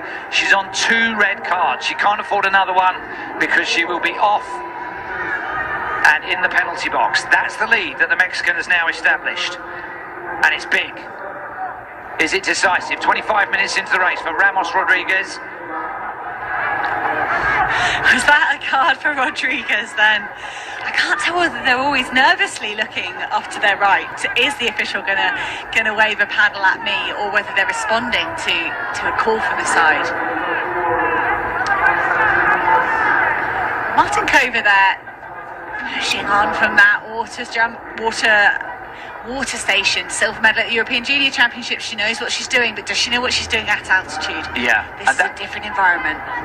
A lot of people will have gone to camps to prepare for this. I remember going to a camp in Boulder for 4 weeks, and I raced in Denver in a Thanksgiving race, and I was looking voluptuous for 3 out of 4 miles, and in the last half mile I didn't even know what my name was, let alone where I was. It can really get on your back very quickly, altitude, and really do some damage. You lose coordination, your breathing goes, all your motor skills. It's a shocker when it does land. 26:11 as we go 600 metres into the second half of this race, so still a long way to walk. Those are the 2 Ethiopian athletes who were featuring, and they're now about to be lapped by the Mexican. And Colcina is in the penalty box, so effectively her medal drive is over, and she needs to be careful when she comes out that she doesn't make the same mistake of walking angry, walking quick, trying to make up lost time, and getting that one further warning that takes her out of the race completely. She hasn't gone in the penalty box yet. It must surely be next time around. No, 15:09 there. We think Colcina will be about to hear that news. Penalty. I thought the penalty box was on that bend. It must be on the next bend. It's next time round, yeah. I think the coaches who are up against the barrier will be telling them. It's by the 100-metre start, so she's got about 200 metres to go, and then I think she has to stop. You can like put your fingers in your ears and look down, but they'll get you one way or another, even if it's a hand on the elbow, I think. Let's just see how this works, and also whether she's ready for it. That's the athlete in the middle of the shot there in the blue vest, moving out, Colcina, looking like everything's tickety-boo, but unfortunately it's not. She's about to go in to the penalty box. Is she getting the warning sign? She's the one with the front-loaded arm action there, not loads of backlift. Now, passing the penalty box. She's going to have to serve it at some point. She's looking across. Well, yes, look, the biro, that's more deadly than the yellow thing. If you get the chief judge's biro pointed at you, that's your lot. In you get. Clock starts now. I don't think she knew it was coming, did she? No, and that's so disappointing. Oh. Colcina, you can see her trying to keep her heart rate up. She doesn't want to stiffen up in triathlon, you can take it when you want, almost. It seems like you get a choice when you're going to take it. It didn't look like Colcina had a choice. No. How disappointing for the 16-year-old. Well, and she'll come out angry as well now, won't she? She'll be fired up trying to regain lost ground. It doesn't work like that. There's a discipline to this. Meanwhile, Ramos Rodriguez on her way. Incredible gap that she's opened up. She comes out for water now. Possibly less than 20 minutes to race for her. So still a significant amount of time, but there's no, well, that's the group. It's splintered, hasn't it? There's no real group because that includes the two lapped Ethiopians. At best, it's 3 athletes working together, but they're about 120 metres behind. Those are the 2 lapped Ethiopians. So it's Sporets, Gatti, and the Czech Republic athlete, Martin Kova, that are challenging for silver, bronze, and 4th place. Louis there of France, and Caro with her. The French athletes working together. They've been training together at altitude. They'll be ready for this championships, and they're just pulling up on Gati there. They're going into 4th and 5th. Can the Kenyan athlete rally and go with those? But these 2 are your silver and bronze medal positions at the moment. And that's the gold medal position for the Mexican, Sofia Ramos Rodriguez. And I mentioned in the men's race, there's meant to be an etiquette when you get lapped that you move out to the right-hand side, but the reality is some of those athletes will never have been lapped in their life. They won't have known what hit them there. So Colcina, yes, in the penalty box. Worku and Spiller aren't featuring in the top 5 at the moment. In fact, Worku's been lapped by the leader, so that's current card situation isn't going to affect the podium. But as we saw in the men's race, a lot of cards will get issued as they get fatigued in the second half of this race. Colcina resuming her walk. I'm sure she looked frustrated when she entered that penalty box, composed herself and, well, try and finish this competition. You can see some really tired athletes behind, but here is Ramos Rodriguez using these lap runners to push herself on. So what's happened to Colcina there is in the minute in the penalty box, she's almost been lapped effectively, and she just had to stand there and watch it come out of the pit lane angry. But this is Ramos Rodriguez, who has almost lapped the athlete who was in 3rd place at the time, I think. That's the way it goes. It's a judged sport. You live by the sword, you die by the sword. I think it's really interesting to see Ramos Rodriguez lapping runners, and you can compare the styles. Yes. Ramos Rodriguez, you can just see it's fluid, it's efficient. Her form has barely changed throughout the race. It's not deteriorating. She looks pretty comfortable. A lot of the athletes are really hot and bothered, but Ramos Rodriguez just maintaining that technique. Perhaps a more experienced race walker than lots of these athletes, and perhaps better suited to the altitude as well. She has a 40 seconds clear, we're hearing. She has a little bit of that Paula Radcliffe eye roll, doesn't she? Where the eyes sort of go up, diagonally up left. But the clock goes through 31:30, so she knows her way home from here. It's a very, very quick frequency, her strike rate. If you watch as she goes past, is it one of the Italian competitors? You can see it's 3 contacts to every 2 of the Italians, so it's quick. This is second. It's Martin Kova, and behind her, Sporets, the authorised neutral athlete. So Czech Republic, authorised neutral. The French athletes are only about a second behind. That angle foreshortens very slightly, but they're still in the mix. Walking a little bit team orientation together and working their way through the field. They may yet have something to say about the silver and bronze medals. Louis was 3rd at the European Junior Championship, so she knows what she's doing. So while she was in the penalty zone, Colcina dropped to 12th. She's already back up to 10th. So she will have a little bit more energy because she's run effectively an interval, or she's walked an interval session with a 60-second recovery. I don't think, surely she can't get back into the medal zone. Surely not. A top 10 finish, having taken a minute penalty, would be really impressive for Anastasia Colcina. But I can't see her getting back to the medals unless these athletes have really misjudged their pacing. What's your view on this? It's kinetic tape, isn't it? There's a warning for the other authorised neutral athletes. Oh, the leader has had a warning as well. So now she must be careful because she's got 40 seconds to play with, but she's only got a couple of further warnings and then she'll be in the penalty box. This kinetic tape that you can see on her shoulder, it's elasticated. It's meant to support ligaments, isn't it? It's sort of a bit subtler than the zinc tape or the sort of traditional really heavy duty tape you get. It's sort of, I was a big fan. It worked for me. It worked to complement my treatment. When I was an athlete, when I'd see my physio, that would really help.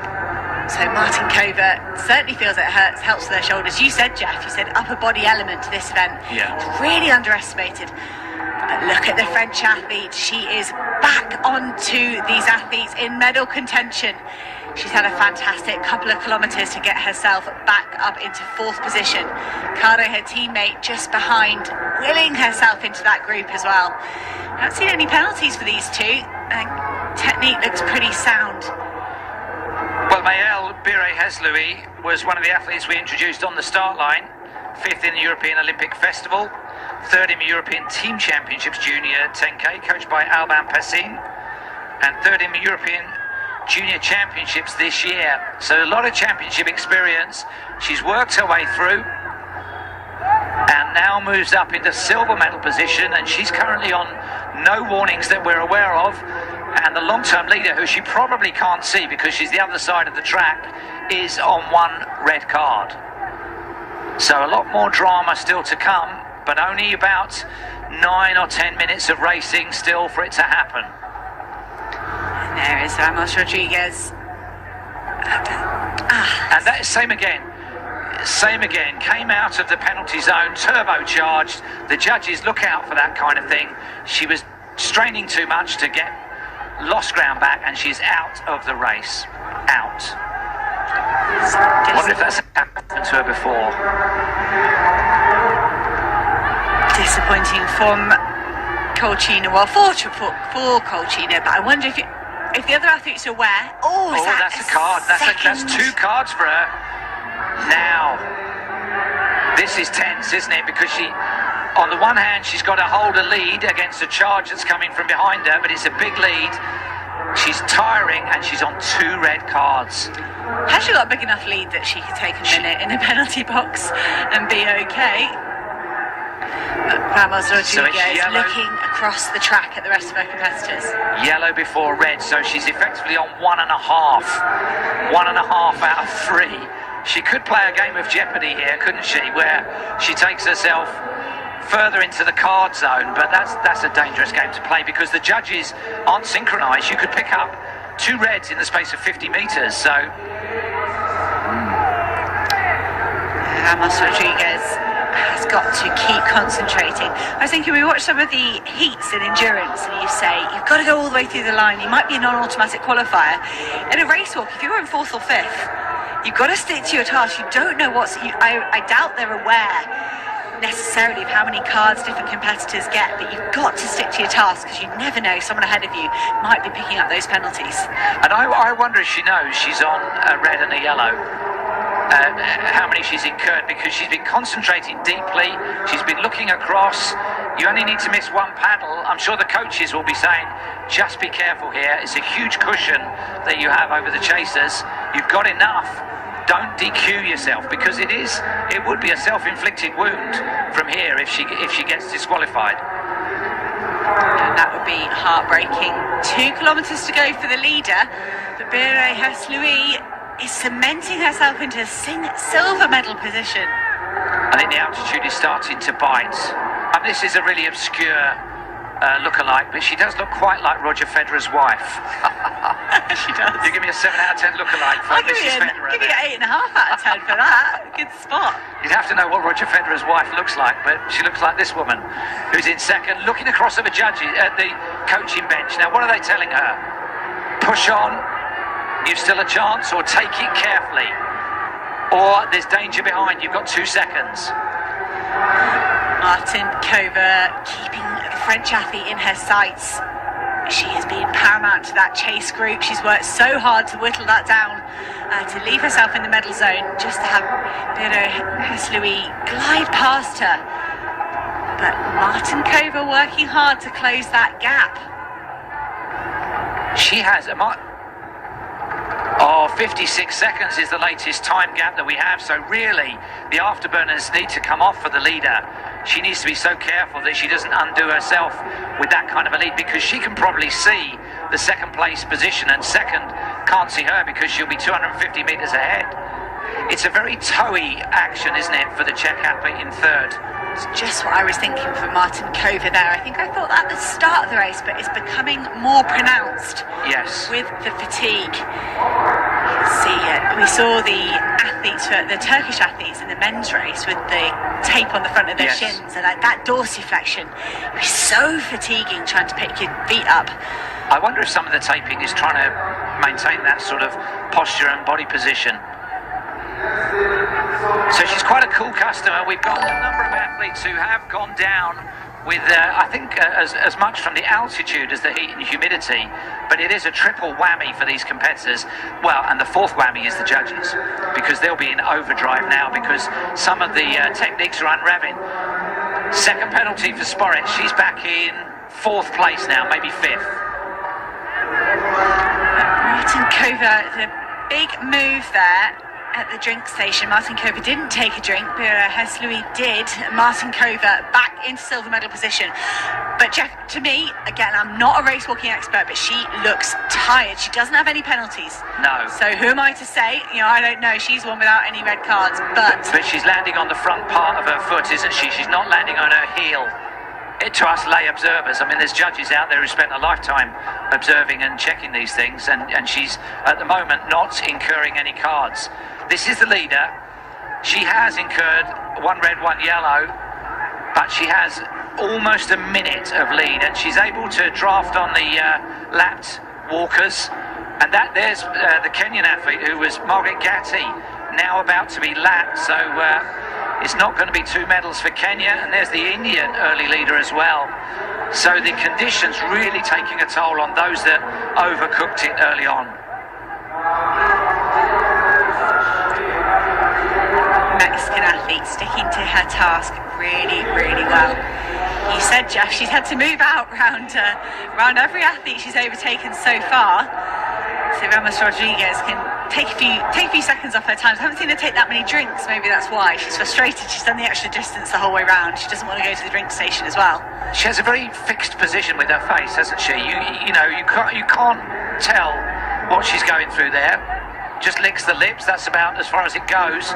She's obviously right on her limits, and it's a fantastic walk in these conditions. She's demoralised the best of the rest of the world juniors, but it's almost impassive.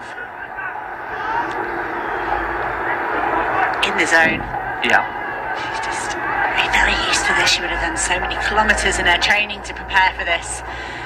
Perhaps no stranger to the fatigue. She might be used to 20 kilometres on the road, but she's just stretching away from the rest of the field. 1:05 is her lead. 1 minute and 5 seconds for Ramos Rodriguez over, I think, for the Czech Republic and the French athlete fighting it out for second and third behind her. So actually, with a 1 kilometre to go, the only person that can defeat her for this world title is herself. She needs to be absolutely exemplary with her technique. Even if she slows down, she must know that she's got over a 60-second lead. And to control it, there's Pierce O'Callaghan in the background, one of the judges that I mentioned, the Irish official, talking as he invariably you wouldn't catch Pierce when he's not talking. So now, concentration important. You don't have to smash a national record or go for anything too elaborate. Just O'Carey is now in the penalty box.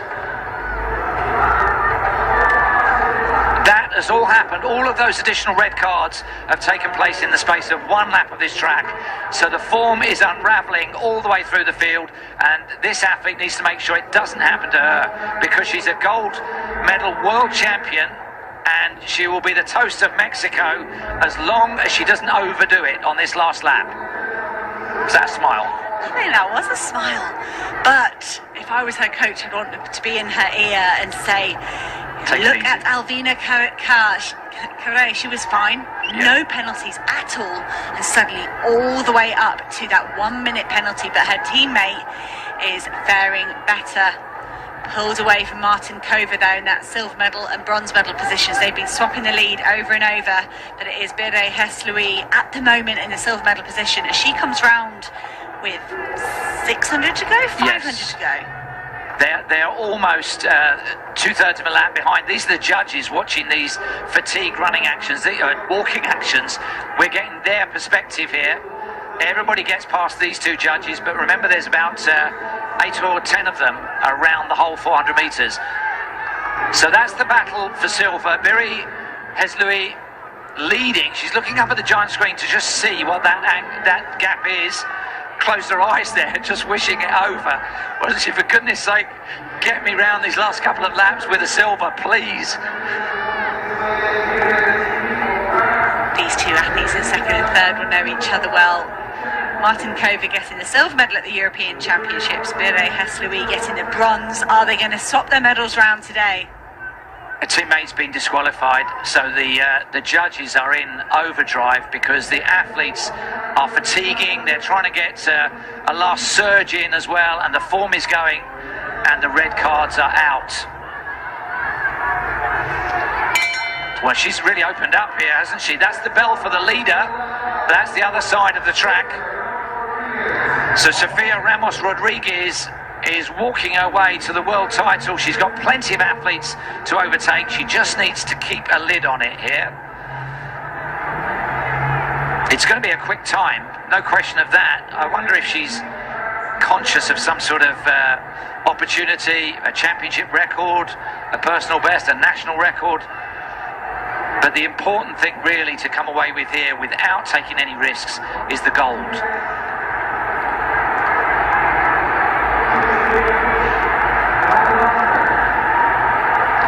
So we pretty much know who the medalists are going to be because it's a 20-second gap behind the bronze medal position.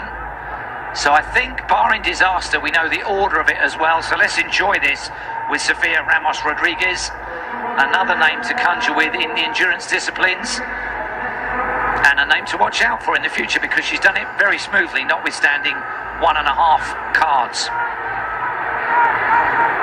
or 1.5 reds. So this title has been in Mexican hands across the previous 2 editions. And was that a paddle came in for her? Couldn't tell on the front on angle. She just needs to... Oh, there's raised cards. That's Kade there. We knew about her disqualification before she did. It's okay. It's not Ramos Rodriguez with 100 to go. So that was the belated news going to Carey that she'd been disqualified. But this is Ramos Rodriguez lapping most of the field. And now the emotion on the Ice Queen's face because it is gold for Mexico and Sofia Ramos Rodriguez in the 10,000 metre race walk. There's a flag with her name on it, I think. Such concentration for all of that race, all 46 minutes of it. Ramos Rodriguez, she didn't put a foot wrong, just the one penalty. It's so impressive, but this is a battle for silver and bronze. Well, it is going to be close, but that gap for athletes that are facing red and yellow cards, they've got to be so careful.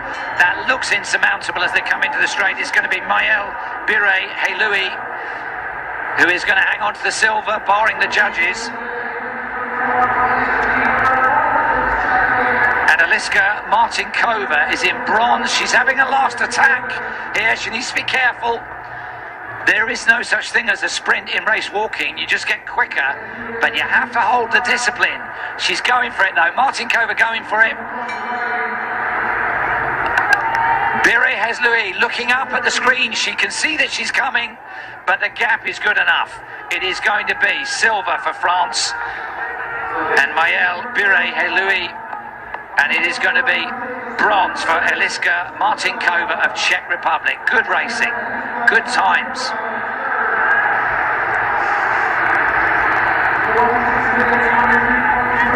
Congratulations for those two reversing their silver and bronze medals. You can see her clutching her shoulder, Jeff. Clearly in pain there, Martinkova working so hard to maintain her form under fatigue. Birey Hesselui, fantastic silver medal. Martinkova overcome with emotion. She maintained composure very well through that. I mean, that was, you can call it concentration, you can call it in the zone, but it worked tremendously well for her there. The stretcher's coming out for the bronze medalist. I think she's okay. We've had a few casualties in this, but it is altitude. You feel a bit chundery for an hour afterwards. I can tell you that from experience, but it does fade. You get a bit of an altitude headache as well. I think these women will all have an altitude headache. The steeplechase for me yesterday, that was so eye-opening, particularly the women's race. Such high fatigue. Yeah. Especially in an event with those barriers, but we can see that from this field as well. They've worked so hard to walk these 10,000 metres. A bronze and silver medalist celebrating, gold and silver medalist celebrating. Yeah, bronze is having a lie down just for the moment. She'll do the flag thing in a bit. Yeah. Maybe. Did she get carried away on the stretcher? I hope not. No, I hope she managed to get herself up so she could get the medal shot with her flag behind her back. Well, she's got plenty of time to recover for her medal presentation, and that's the big moment from now on. Well, what odds on Mexico, France, Czech Republic? Even at the early stage of the race, we were talking India and Kenya again, weren't we? There's some fascination in the way that the distribution of effort goes in these races and the judgment that's involved. It really is a fascinating event. It's so long. So there's so many different elements here with the tactics, with your technique and everything that these women have had to encounter, and they've done it well. That's a nice picture. That's for your Instagram. Get it up there before you finish your lap of honour. Drummers are doing a great job. I love that sound. So Margaret Gatti in the end finished 8th. We were marking her down as a possible gold medal walk, and she went for it, but just overdid it, and she wasn't the only one in that boat. You can see the fatigue, the breathing. Look at the breathing. That's what altitude does to you. You're trying to inhale oxygen, and you're getting it through a straw. It's 1,850 metres. That's more than mile high for this stadium. They've done well to get through it in respectable times. This is the story of the race. It was a huge field, the largest one of the championships. Kaur of India opened up a massive lead. She went for the drinks about 4 times in the first 8 laps. Then she got reeled in. Then we were saying Gatti would repeat the men's victory on home soil, or had the potential to. And this is where Ramos Rodriguez imposed herself and really was never under any threat after that. The Ice Queen from Mexico celebrated a gold medal in the women's 10,000 metre race walk and did it in great style.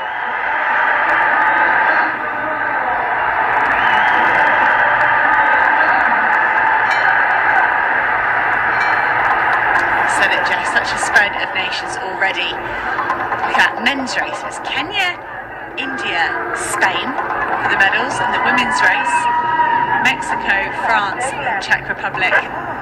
Such really showcasing the spread of nations we get in athletics, especially at World Junior Championships. Really great to see. And after 3 days of these World Juniors, 23 nations are on the medal table. So when we look back at the earlier gold medal events, we had that men's 10,000 metre race walk, which was a very well received victory for the home team, and we'll have a medal presentation ceremony for that a little bit later on. Mira Reinsdorf looking on. She's had many a day to reflect on her gold medal. She can bask in the glory in the stadium. It's great to see her out there supporting the rest of her team.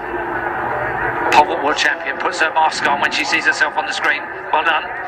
Safety first.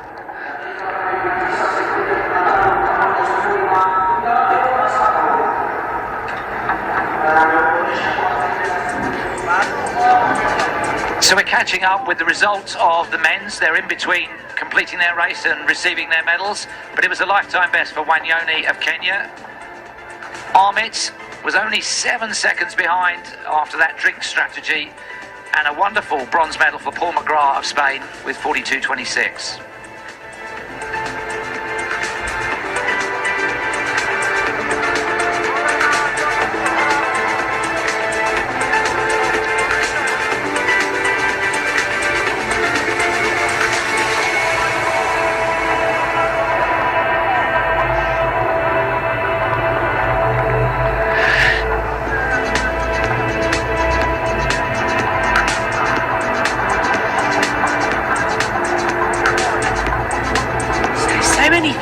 there, 21, just one DNF, a couple of disqualifications, but great to see such large fields and so many finishes in the men's event.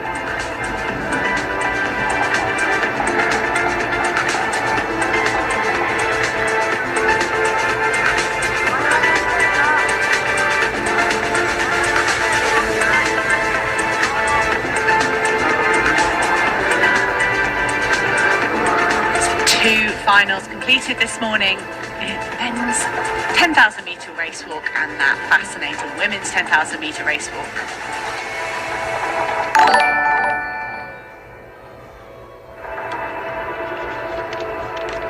Busy on the infield this morning as well. The men do the 110 metre hurdles and the decathlon, their discus throw. A couple of pulls of the discus qualifying going on. And some wonderful drumming action. Jabouret there, first look at the mascot today. Had a busy day. Busy few days for the mascot. Another one today. But here we've got Group A of the men's discus throw. 7 athletes throwing. They each get 3 throws in the order in which you're looking at the start list on the screen. And the automatic qualifying distance is 58 metres, so a number of athletes have that in their capabilities. We're looking at Trevor Gunzel of Jamaica.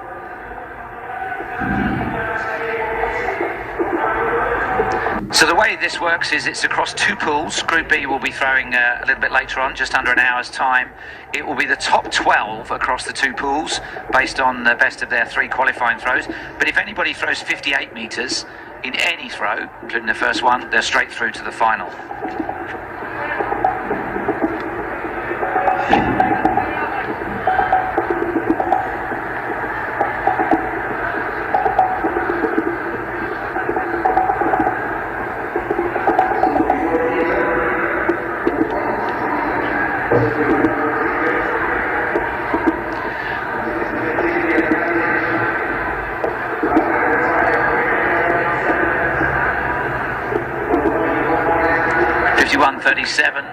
So, given that Gunzel has thrown 60 metres, a modest opener, but he's got a valid throw in.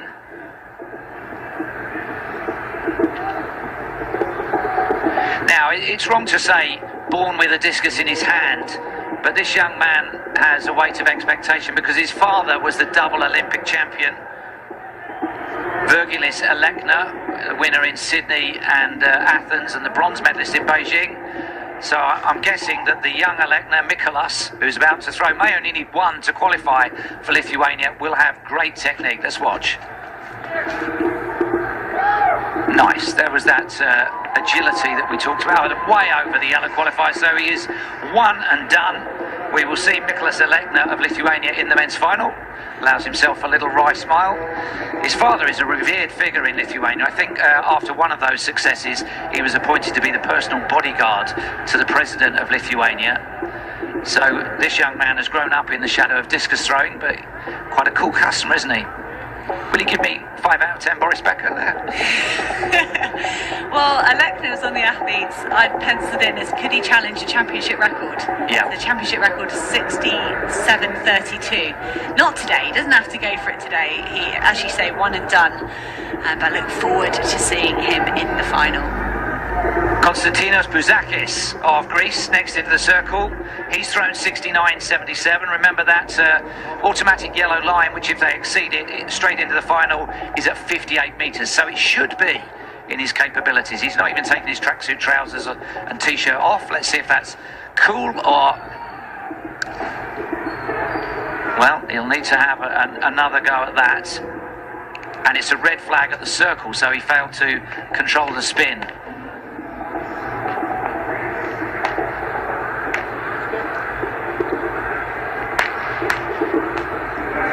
There, the heel just goes on the stop board at the edge. Did see such a great women's competition yesterday. They delayed by a day. We had really heavy rain on Thursday afternoon, and the organisers decided it just wasn't safe. We Well, did you see the women? Was it the women's discus in Tokyo where they had that downpour and they were slipping? The discus was slipping, but the athletes were too. That's where we had the 2-hour delay. But that's a brilliant throw from Uladislav Puchko of Belarus, and that may be one and done for him as well. Looks well above 58 metres, the automatic qualifying with his first throw. And he controls it well at the circle, so it looks as though he's booked his place in the final as well.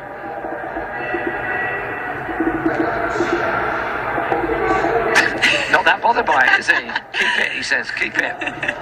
I'll see you tomorrow. Well, it's better than I thought. 61.08, yeah, there you go.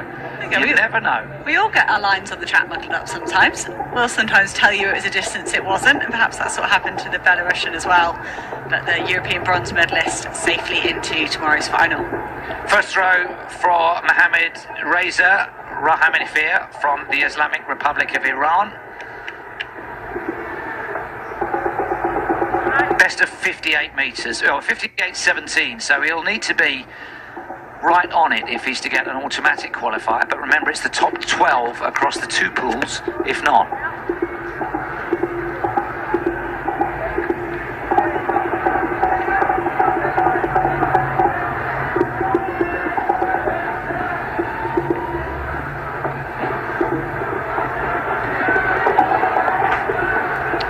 One of two Iranians, the second going in Group B.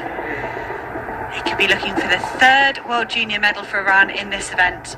They had the champion back in 2004 with Haddadi and went on to get Olympic Games silver medalist. So silver medal is a great tradition for Iran in this event. Well, 51 means he'll have to keep throwing. Semen Bolandeyev entering the circle, authorised neutral athlete. Nateva took the victory in the women's event. Was the athlete? I couldn't tell whether she was happy or frustrated, but she was happy. Massive throw to take victory in the women's event. Bolandeyev here with his first round throw. Well, he's never thrown 58 metres, but he has now, potentially. If it is over the automatic qualifier, that's a lifetime best for him in round one, in his tracksters. While the women race walkers were collapsing in the heat and humidity, he's still in his... he'll be chuffed with that. That is a lifetime best. 58.18, yes. Have it.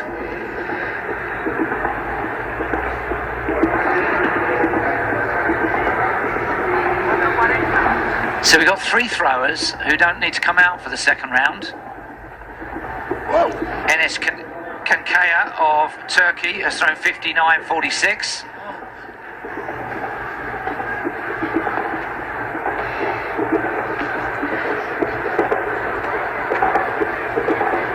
It's Chankaya.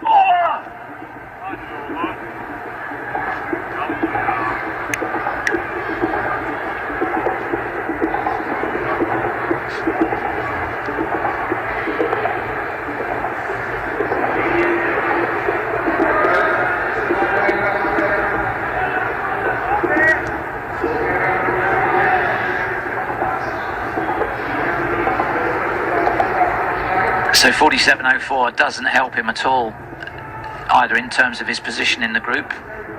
He will need to keep throwing and look to add significantly to that based on his form this year. He set his personal best at 59.46. Second round, Trevor Gunzel.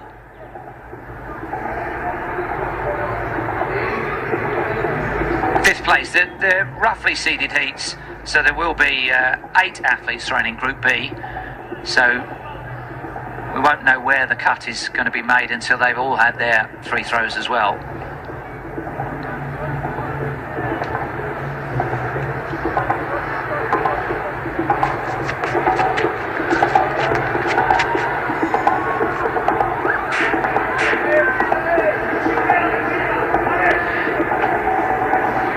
So no throw this time for Gunzel. Of course, Jamaica establishing a little bit of a lineage in men's discus with Frederick Dakers, an outstanding competitor at Commonwealth and global level for Jamaica in the men's discus.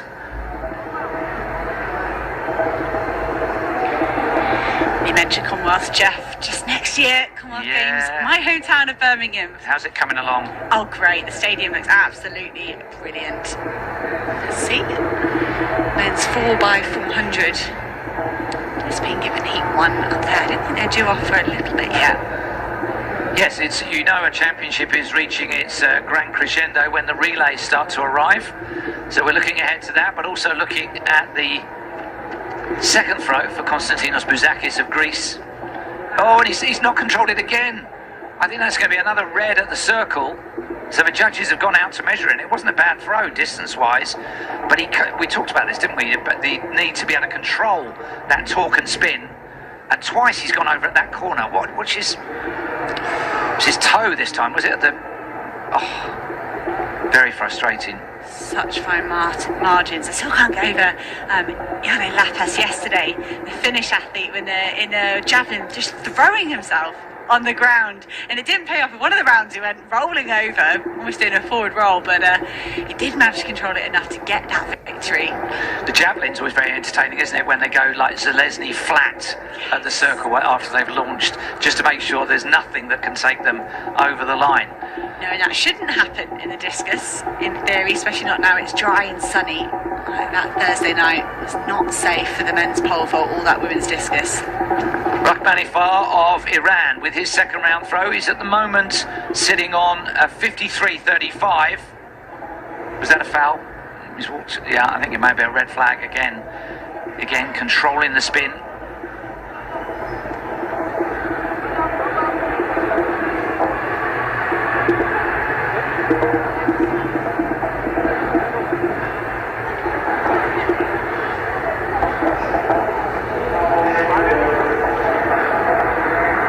So Bouzakis living dangerously, 2 fouls, 1 last attempt to force himself into contention, 3 uppercase Qs, automatic qualifiers, because they've exceeded 58 metres, guaranteed a place in the final. Enes Chankaya in for his second throw. 47.04 was a very modest opener for him.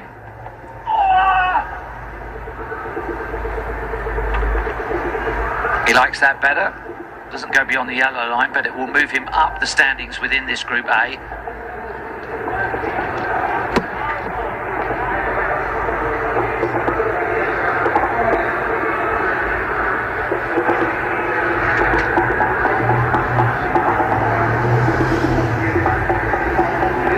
Moves him up to 4th, so the first of the non-automatic qualifiers within this group.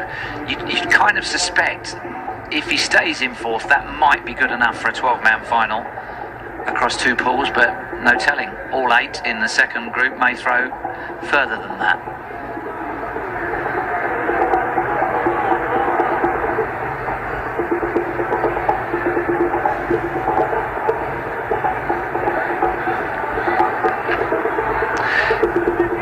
Gunzel threw 51 in his first round for Jamaica.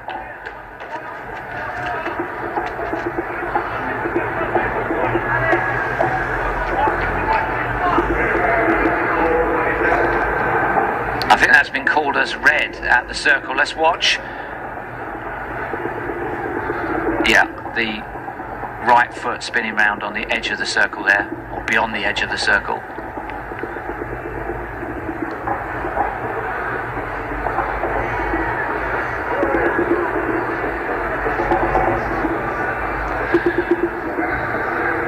So this is the last chance for the Greek athlete.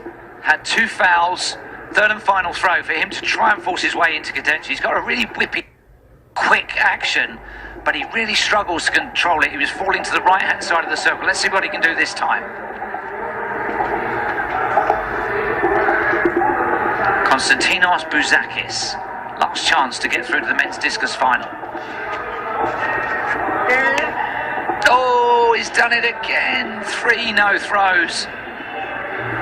Holds his head in his hands. Oh, that's great disappointment for him. I think he was launching the discus. Look how acrobatic it is. Both feet off the ground at different points, but it's 3 fouls for the Greek. And his World Junior Championships is over. What a shame for Bousakis. She's seen not very many no marks and no distances or dropouts, to be honest, at this World Junior Championships. A really good effort from all of our young athletes. In a way, this is a closed skill, isn't it? It's something you ought to be able to replicate on demand, anywhere, anytime, because the discus circle in the cage remains the same. But that's like saying a penalty shootout should be easy. Well, you can take 1,000 penalties, but it's the pressure of competition and the expectation, especially at a young age, I think. So Ramifana, and that is further. Now that will take him up the standings. It will be at the expense, I think, of Gunlan Sankaya of Turkey with his final throw. Same rotation, much lower landing and much easier for him to spot it. We've seen him throw 3 times and he's improved on that one by the look of it.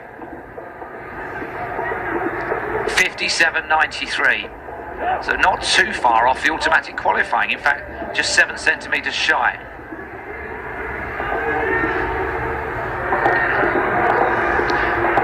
Chankaya has immediate right of reply, having been moved out or down the standings to that throw of Rachmanifars.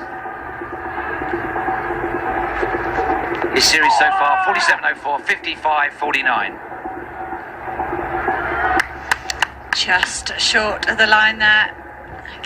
That yellow line that indicating that 58 metres, an automatic qualification. Turkish athlete shy of that line at the moment. We will get 12 athletes through to tomorrow's final. There's 15 starting this, so we will only lose 3. And with Bousakis already no marking, we'll have another 2 to lose across the 2 pools. Kankaya, he has added to his best, 57.28. That'll be an improvement. We won't see the full picture until we get Group B done as well, and we compile these results and get our 12 men for tomorrow's final. Well, we only got a glimpse of Mikolas Alekna because he only needed 1 throw, but it was a big one. He does look hard to beat and exciting. And what an amazing thing to have a father, gold, bronze at Olympic discus, and like father, like son. Heading for gold maybe, but lots can happen in the pressure of a global final.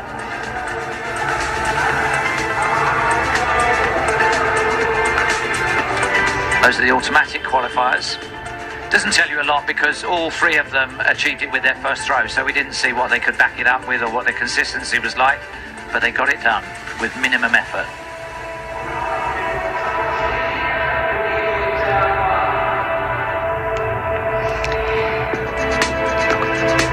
So we're going to head back and catch up with some of the decathlon action. We saw them throwing the discus earlier. They've done the 110 hurdles. The discus, they got the pole vault this morning before they come back for their final 2 events this afternoon. Javelin throwing the 1500 later. I'm sure they're all looking forward to that 1500. We're to watch all these endurance races going on around them and think, oh no, we've got that to come. If the little guys were keeling over, what chance have we got? Well, it's a tough end.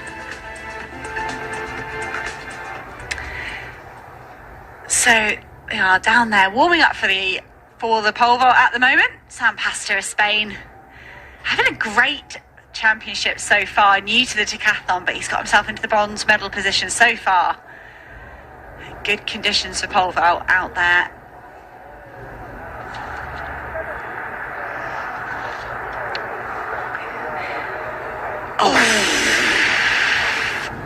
That's showing you quite how hard this event is. Is he holding his chest or his arm there? He looks a bit winded. There's a pole to the chest. You know, we saw Lavinany in the Olympic final have a failed warm-up attempt, and he had a poor competition. The pole sprung back and he landed on the runway, and he walked away from it, but he looked grim on warm-up, and he had a disastrous competition. It's such a dangerous event. You forget, when they make it look effortless, you forget how dangerous it can be. No, you're quite right. We talked about it in the women's event. and the men's event, all these different aspects of the pole vault that you have to put together, and it not quite working well for Sam Pasta there in his warm-up. We hope he's all right. He's still out there. You can see him in the red vest, red t-shirt and red shorts, but he'll now have to compose himself and try and put that behind him. That's an element you want to take into your competition.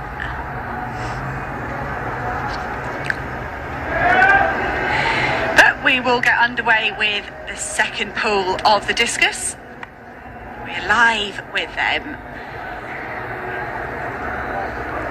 So this is our second Greek athlete of the morning, Pavlidis of Greece. 58.27 personal best and season's best. That would be enough to automatically qualify for the final. Can he join those three gentlemen from the first heat? Oh, we said you shouldn't end up on the ground when you're doing discus, but unfortunately Dimitros Pavlidis there of Greece, first round foul. Another 2 attempts.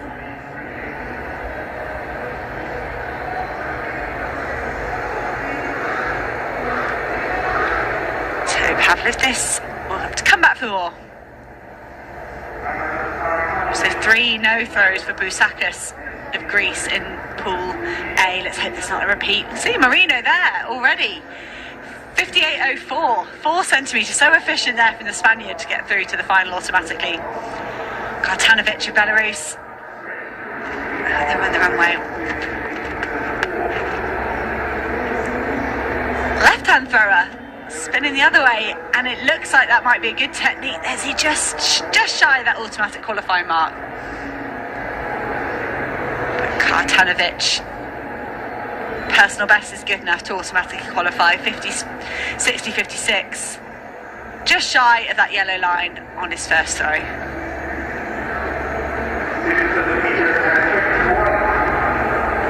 $57.21 for Kartanovic. Have to go again.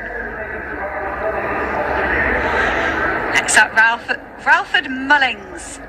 Could he be the man to retain this World Junior Discus title for Jamaica? He's 2 metres behind Mikolas Alekna on season's best. So we saw Mikolas Alekna qualify automatically in Group A. Wonder if Ralford Mullings will want to put down a marker there as well. He won't want to be outdone at this qualification stage as they look towards the final. Another man for me that could be capable of the championship record of 67.32 for Margus Hunt of Estonia. That's from 2006 in Beijing, where I went to the World Junior Championships. Can't say I remember Margus Hunt throwing a championship record, but I remember the championships.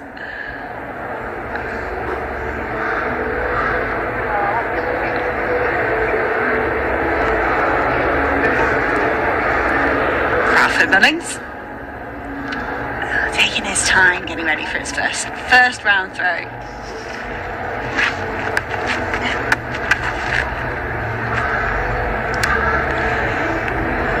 Not an automatic qualifying mark in his first throw. Another 2 attempts for the Ralford Mullings of Jamaica.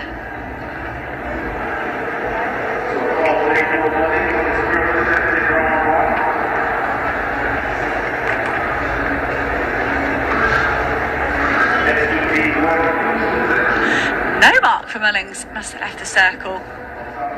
I think the point you made earlier about it's only 3 athletes to be eliminated across these 2 pools. The key thing is to get a mark in the first round, build off that in subsequent rounds. It shouldn't be that difficult to qualify, but it's pressure, isn't it, on relatively inexperienced young athletes. No, definitely, Jeff. And who's in here, South Africa? He's going to have to perform better than he's ever performed if he wants to get near that automatic qualifying mark. Only 56.15 this season. 57 is personal best, 58 that automatic qualifying mark. So big questions asked. Rohan Oosthuizen. I wonder if he was out there watching de Klerk. She had a fantastic silver medal and an African record in the women's event yesterday afternoon. Yesterday morning. Losing track of all the days. Oosthuizen there.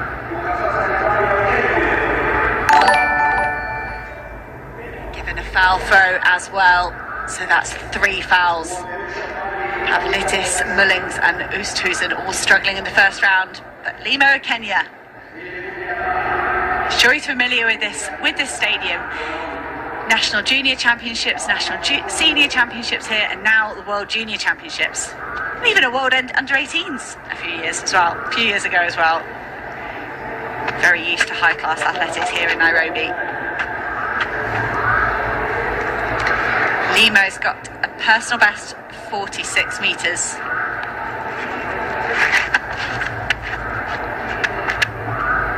Looking good, keeps himself in the circle. Just shy of that 45 metre line.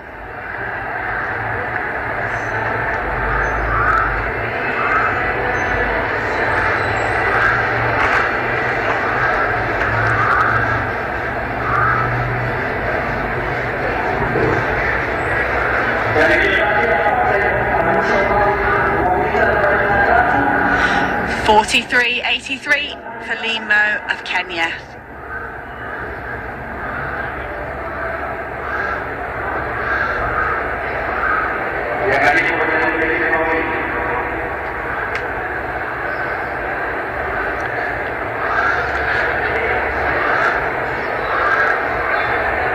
This is Group B of the discus throw. We've seen just 3 automatic qualifiers from Group A. You need to find 12 athletes for the final for tomorrow. Limo taking some notes of encouragement from his coach. I haven't checked the full Kenyan team list, but have they endeavoured to field 3 in everything to cover all the events, or are there a few notable gaps that you can think of? Because they've certainly gone after this. They've hosted a wonderful championship, but they're fulfilling promise in a lot of events, aren't they? Yeah, definitely. So this is string against Hungary. Ooh. I was expecting to see Sami Mishala Masari of Iran next, the second Iranian athlete. So I hope he has taken to the start line. No indication that he's a non-starter, but I was expecting him next in the order. So that will be a shame, as I said. Iran looking for a 3rd World Junior medal in this event.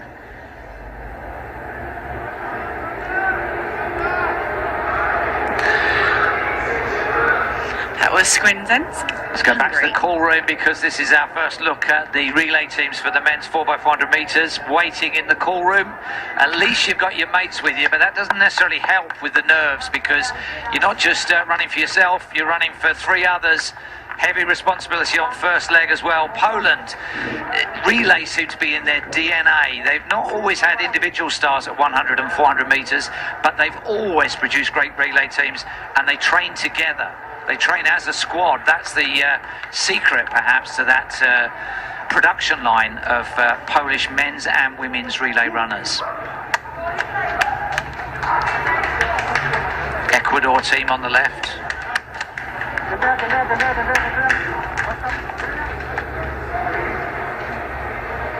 It's going to be the first 3 in each heat, so relatively generous qualification through to tomorrow's final in the men's 4x4. Well, and here is the athlete from Iran. Maybe they've changed up the order. Sami Mishala Masari.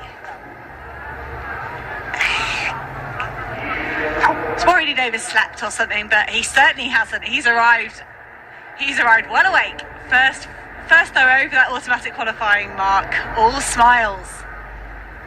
Sami Mishala Masari, 3rd ranked athlete overall. 62.09 this season. Alex, right up there with that.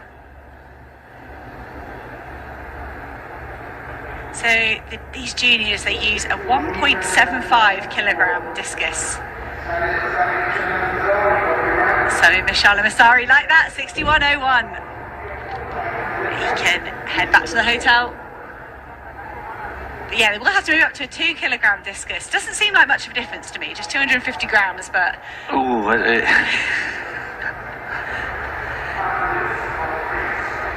that's we don't often get to see the team seats, but if these athletes could have anybody in those seats, given that it's spectator free, it would be the guys that they've trained with, they've travelled with, that they've been to holding camp with. It is important, and they want to put on a show for them. So if you only had a few dozen people in the stadium, it's more than that, it's a few hundred, but they're people that matter to them.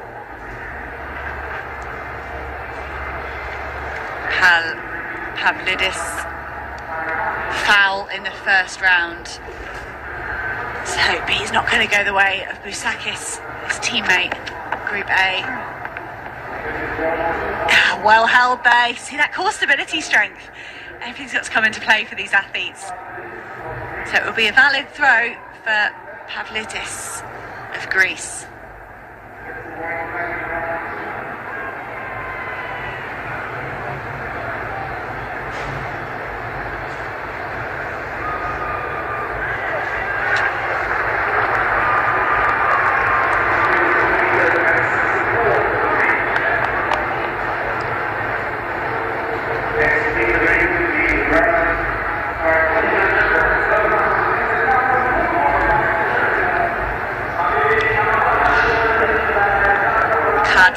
Next up is that 57.21, agonisingly close to the automatic 58 metres for tomorrow's final. I really enjoyed Volkov yesterday in the pole vault for Belarus.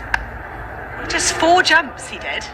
A lot of passes, a couple of failures, with 4 jumps enough for a victory. Might be the Australian Steve Hooker did that. Is it Sydney?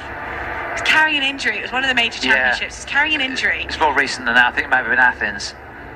That was, that's all I could think of. I was watching Volkov. I was like, is something wrong? Is that the only reason he's just doing a few attempts? But his teammate here, Kaltanovic, won't need any more attempts either. That is him into the final 58.37, 37 metres, 37 centimetres over the automatic qualifying mark of 58 metres.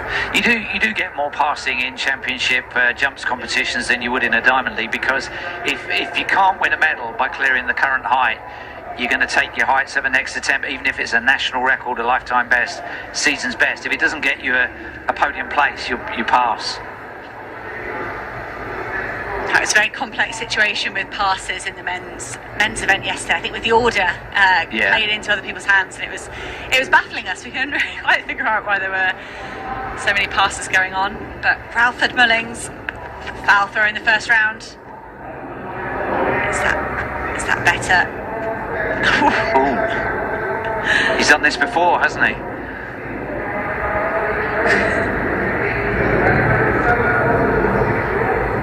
It's unclear for me the foul from the first round. It wasn't an obvious foul to me, so I'll wait to see if this gets measured. Yes, 62.49. Mullings pack his bag, get his kit on. Well, I said Alekna was probably the gold medal favourite. Perhaps not. We've got a really good contest shaping up for the final, but let's see who the 12 men are going to be that take part in that final tomorrow on the final day of Nairobi competition.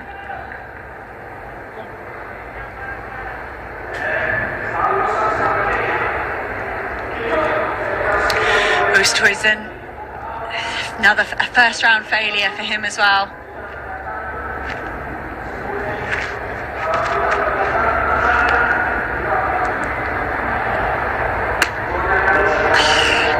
Walked out deliberate. It's the discus has gone into the netting. I was going to say at this stage in a qualification event, you wouldn't willingly foul. Just, you can see here, just letting go of that discus a little bit early. Okay, it just hit the netting. I'm never sure of the rule on that. I think if it ricochets, it's not automatically a foul, is it? If it lands, it gets measured sometimes. You see it happen more often with the tail of the hammer catches the cage on the way out. It's not a foul. If it lands in the sector, it still gets measured because there's no advantage in ricocheting. Well, no, you need to say the athletes would then be pushing for the cage to be wider, and that might not be safe. Yeah, you need to say it had to be allowed, but that's 2 fouls for the South African. He's putting the pressure on himself into that final round. Titus Kiptulimo, 43.83 in the first round. Can he get closer? His personal best of 46 metres exactly. He's got some long levers there, hasn't he?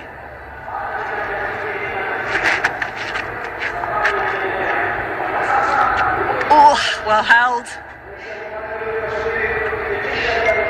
That could be an improvement on his 43.83 from the first round. Another athlete taking off mid-air. Yeah.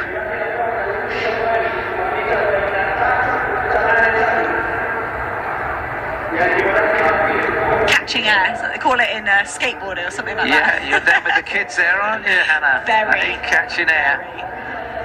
45.05, it is an improvement for Limo.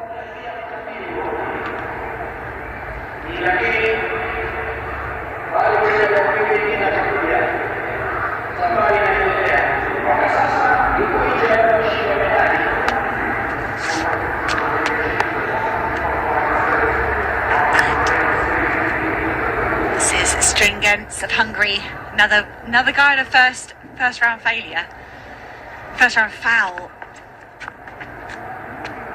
Oh, that is a foul in round 2 as well for the Hungarian.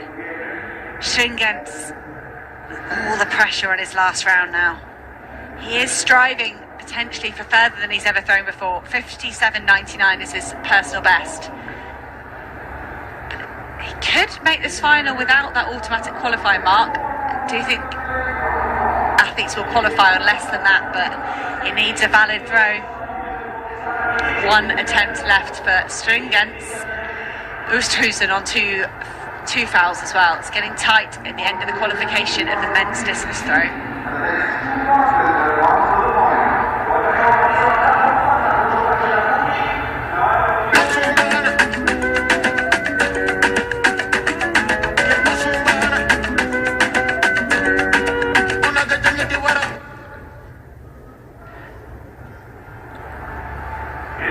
It's time for the heats of the men's 4x400 metres. There'll be 2 races. The first 3 in each will go through to the final. In lane 6 is Italy. Grandin, Pacini, Costa and Boniti. Poland have such a proud heritage in the 4x4. The next generation won't want to damage that. Matera to Vrobel to Kozaki to Gregoriovic.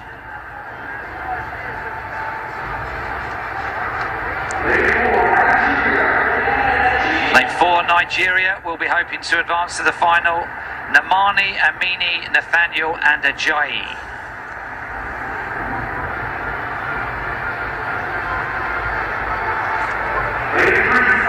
The South African national record is sub 3 minutes. This time they've got Vlok, Svart, Domingo and Jordan going for them in lane 3.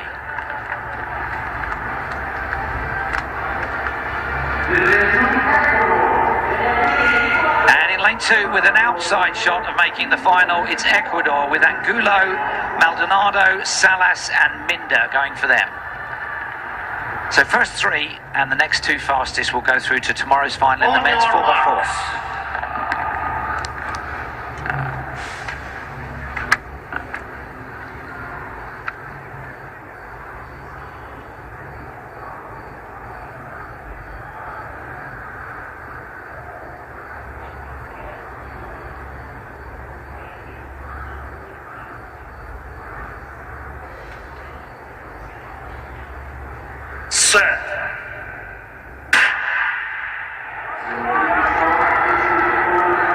It's a 3-bend stagger, meaning that we won't see who's in the lead until they get to the start of the back straight on the next lap.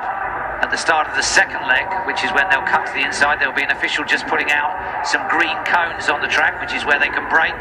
Italy have gone out strongly with Stefano Grandini. Poland with Matera have the stagger in their favour. South Africa, Divan Vlok has run a strong bend here. We'll have that inside lane. Probably South Africa leading at this point towards the end of lane 1. Namani for Nigeria with a late surge. The teams you would expect would be Italy, Poland and Nigeria, but lots can happen, as we've seen many times. They stay in lanes for the next bend. Poland at the back at the moment with a lot to do and a lot of bodies to get round once they cut to the inside down the back straight. Amino though, Nigeria really went powering off, but it is sort of South Africa in the lead. Nigerian quartet have 2 out of their 4 runners from that gold medal performance in the mixed relay. They're in the first and the fourth legs, but at the moment it is South Africa from sport. But here come Nigeria. They've done really well at having a strong last 50 metres. Nigeria overtaking South Africa to pass over in second place as we head into leg 3. Well, on leg 3, Ecuador are ahead of Poland, which is a surprise for me. Look at Poland with an awful lot to do to make the final, with only the first 3 going through. Nigeria lead, South Africa second, Ecuador on a bit of a charge ahead of Italy. So the form book has gone out of the window. Look at Sales Lopez. Look at the look in his eyes. He may have overcommitted here. We'll find out soon enough. The lactic sniper may be awaiting him in the home straight, but he's brought his team up to the shoulder of the leaders. It is Nigeria leading. Once again, we have 3 continents, 3 separate continents. Brilliant run this so far for Ecuador by Salas. Superb. He's held it together, and he's probably put his team in the final because he took over in 4th. What a great run there from Ecuador on that third leg. And you're right, Jeff, they're giving themselves a buffer. It is first 3 automatically in the final. But Ecuador not content with just a qualification performance. They want a victory here. Minda of Ecuador flying down the back straight.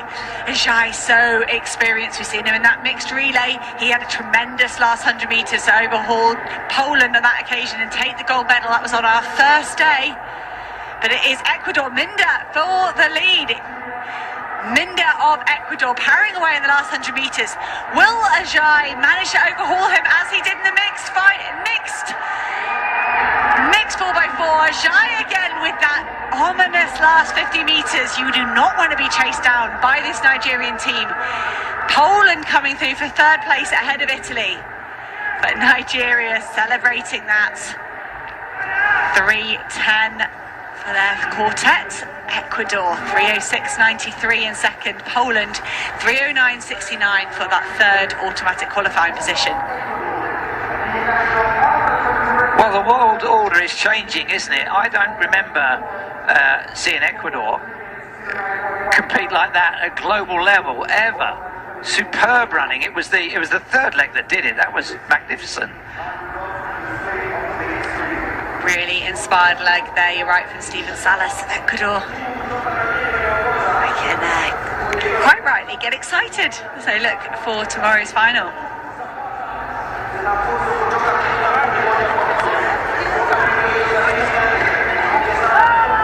See, all smiles there for the Ecuador team as they've watched their men do that job.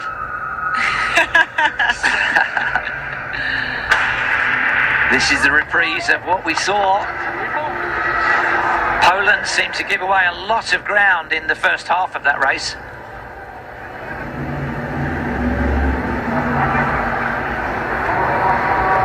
And Ecuador weren't really featuring at this early stage of leg 1.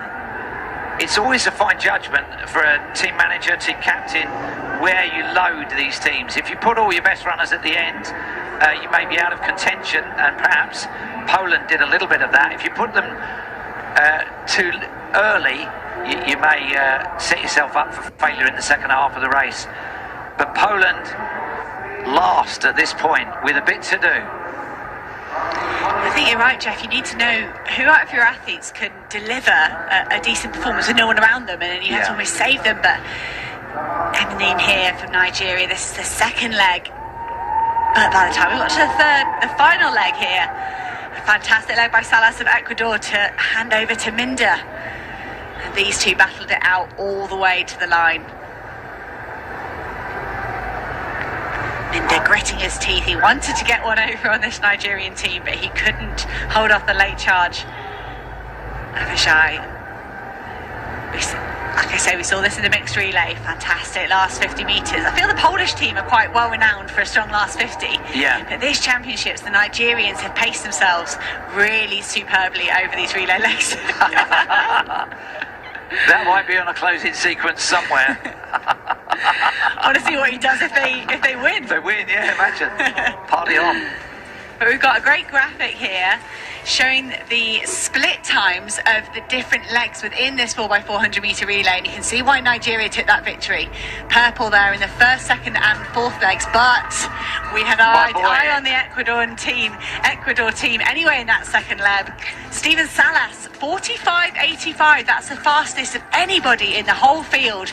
And that pulled Ecuador into that second position. So great to get those splits to see what everyone's running. I've not seen that before, to the 100, the actual splits. Often they're hand timed, or you have to wait until hours after the event. Brilliant to see that, and it does confirm what a great one that was for Ecuador. Well, they've got those chips in the front of their bibs. We saw that in the core room footage earlier when we were introducing the race walkers, and that's what can give us those splits. Great to have that extra insight.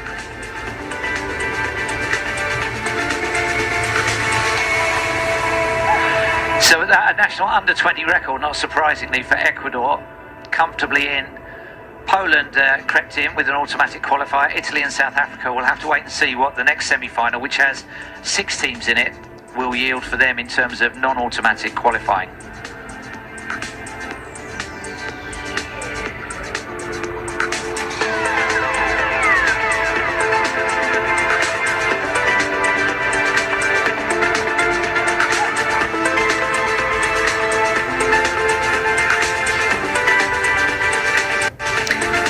So we're going to bring you up to date with the result of that Group B from the discus competition. This is the second qualifying pool, automatic qualifying there for Mullings, Sami Shalamazari, Kartanovic, all over that 58-metre mark, and was Marino for 58 metres, but it was no mark for Stringenz of Hungary, so no place in the final for the Hungarian.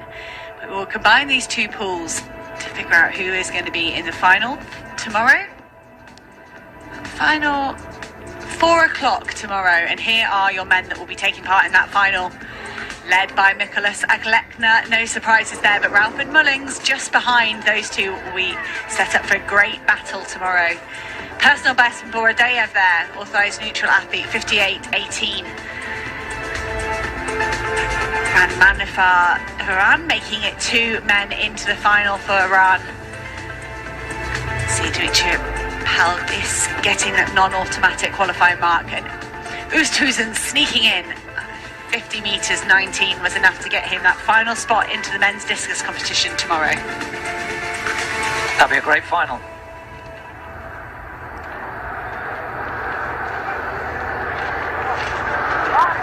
So that the Romanian team soaking up the action.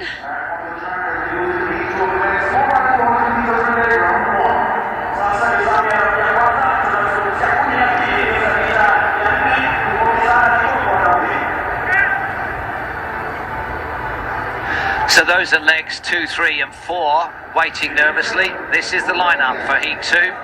From the outside it will be Romania with Toma, Fandley, Bondoc and Nicolita. They wouldn't be expected to make the final on form, but we shall see. Jamaica with Hansen, Ham, Johnson and Bembridge are in lane 6. They would be expected to make the final, but we've seen that the form book at under 20 level isn't always the most reliable guide. Here's the home team. They'll get a good reception. Kenya in 5. Wandini, Chemil, Kimu and Kitome will be there 4. Botswana are strong in men's 4x4. Kevin Ashipi, Majamba, Gabanathalong and Masidi. Lane 3, Brazil. Alves, Ribeiro, Barros, Dos Santos and Moura go for them. We need to find out, is the chip in the baton? Because that's the only way you'd get reliable splits. It would need to be in the baton. Chip is confirmed by our producer. The chip is in the baton. That's India with Charan Kulagara, Chahal, Kapil and Sridhar. On your marks.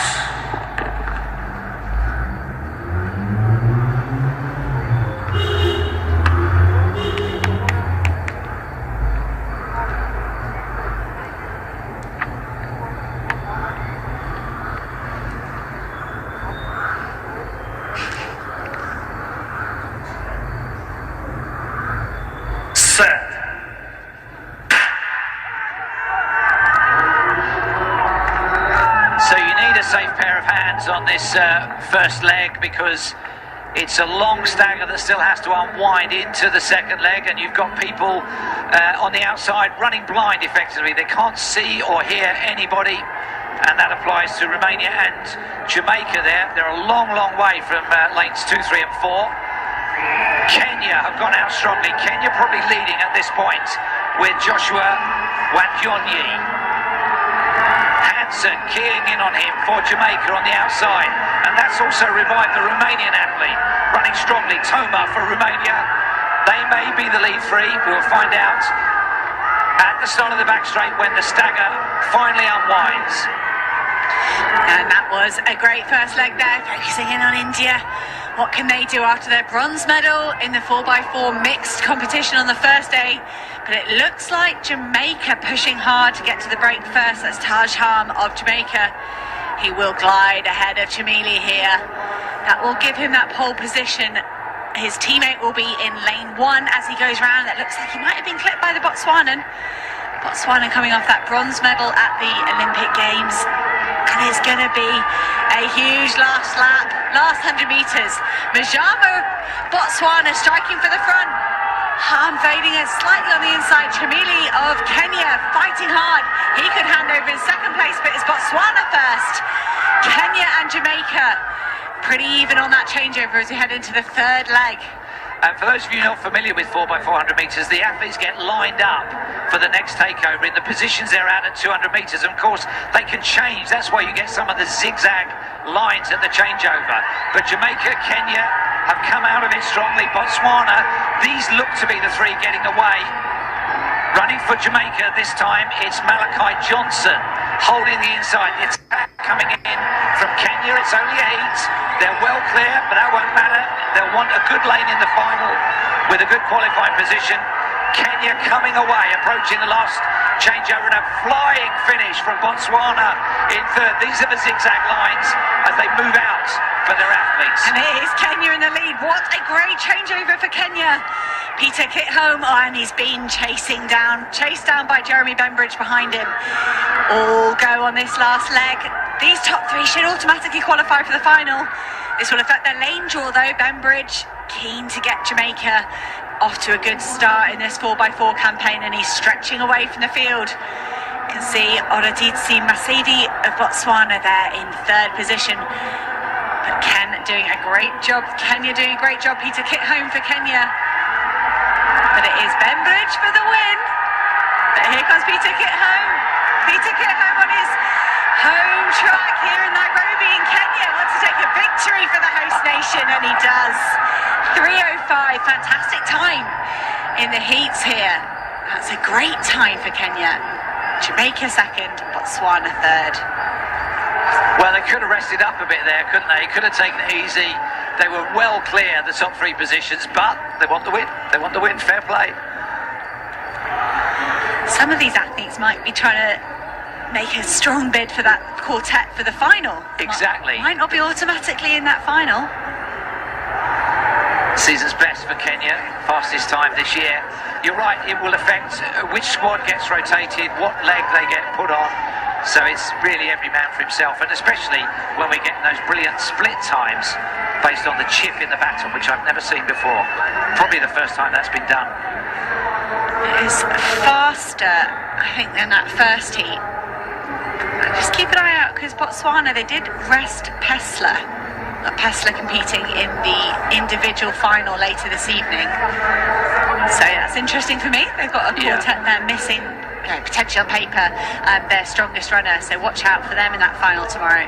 Well, the only danger in resting somebody is you then don't qualify, so you don't get the luxury of bringing them back in. Let's reprise the race. It was a flying start in the outside lanes. They seem to work off each other, the Kenyan and Jamaican teams in particular. It got Romania featuring early on. They didn't as the race unfolded, but it was a strong first leg from Toma for Romania on the outside lane.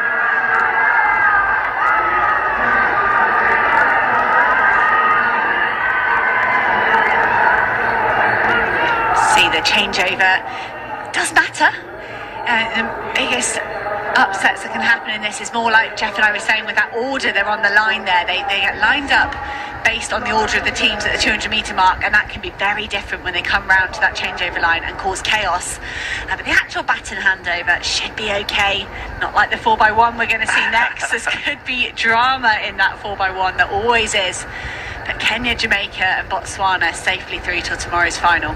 Somebody asked this week, why do 100% of outgoing 4x400 metre runners wave to their runners? They can see the vest, they know who you are, you don't need to wave. It's pure nerves, I think.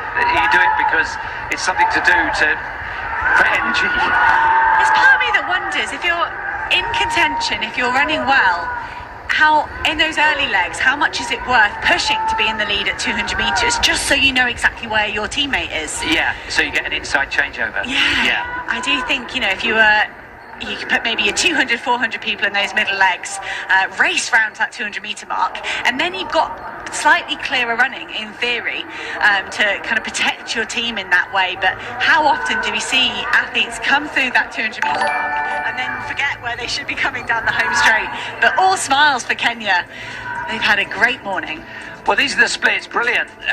Is that quicker, the Botswana second leg runner, quicker than the third leg runner for the South American team in the first leg? It doesn't matter really. The team managers will pore over this, especially who cope well with leg one. Do they get the gig again in the final?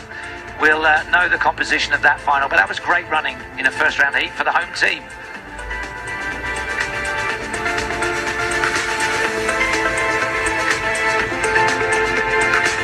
Just looking to see whether Romania have done enough there in fourth place in that second heat.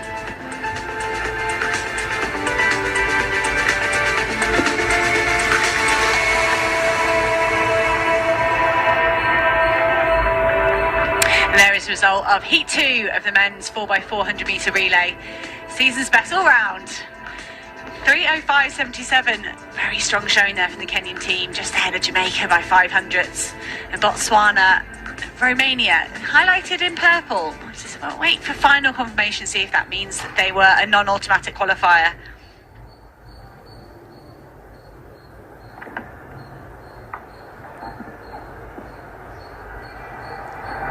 So Pasta, who had that mishap in warm-up, not successful with that attempt at 4 metres in the decathlon pole vault.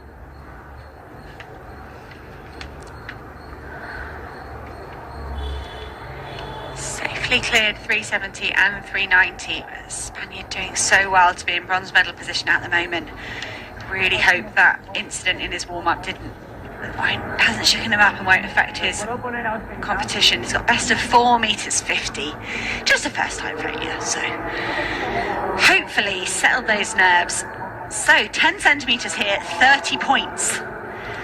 So Dubek is in the silver medal position, closing in on Yanta Wutukita. This event could be crucial to that, but we'll focus first on the Italian Sion.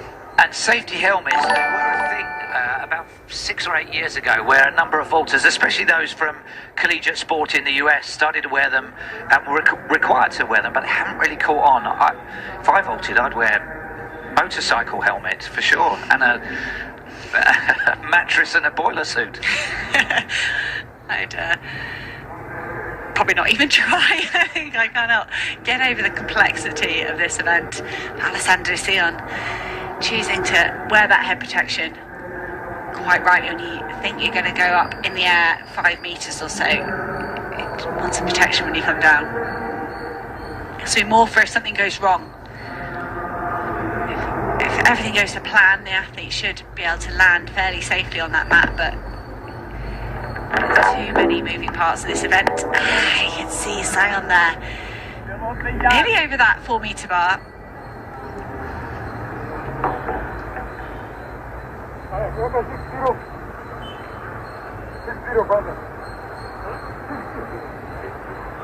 Sion there. That is his first jump, so first failure is coming in at this height. 4 metres 60 is his best. Well, I said at the start of day 2 of the decathlon that the 2 events that I think they get most nervous about are the hurdles, because there's such a small margin for error, and this one where we seem to get a lot of no heights. I don't know if it's fatigue or over-ambition or thinking, right, I've only got 6 good vaults, I'll come in at this height and overestimate it. But it is, what is it, number 8 out of 10 events, and you do see a lot of people hit the buffers at this point for no heighting. Well, there's just no safety attempt. You No. know, some of the other, in the horizontal events, the jumping and the horizontal throws, horizontal jumps and horizontal throws, you can have a safe attempt just get a mark in and then look to push on. But there's no such thing as that in the pole vault. You see Mispelen on 1 failure of 4 meters as well. Listed as training, does his pole vault training with Jante Hortakita, event lead at the moment. Oh, and hopefully that's an indication of Flemish pole vaulting in the decathlon, because that was good off Mispelen. Career best of 4 meters 50. And way over that 4 meter mark, that's what he'll like to see. 4 meters gets you 617 points. These men want to be more up in the 700s, 800s overall. I have known decathlon pole vault competitions that have gone on for 4 hours. So they start at the sort of 3/4 point in the morning session and barely finish before the start of the evening session. I remember that happening at London 2012, but I think with 8 competitors, you've got a fair chance of keeping to time here. Back to Sam Pastor. Second attempt at 4 meters.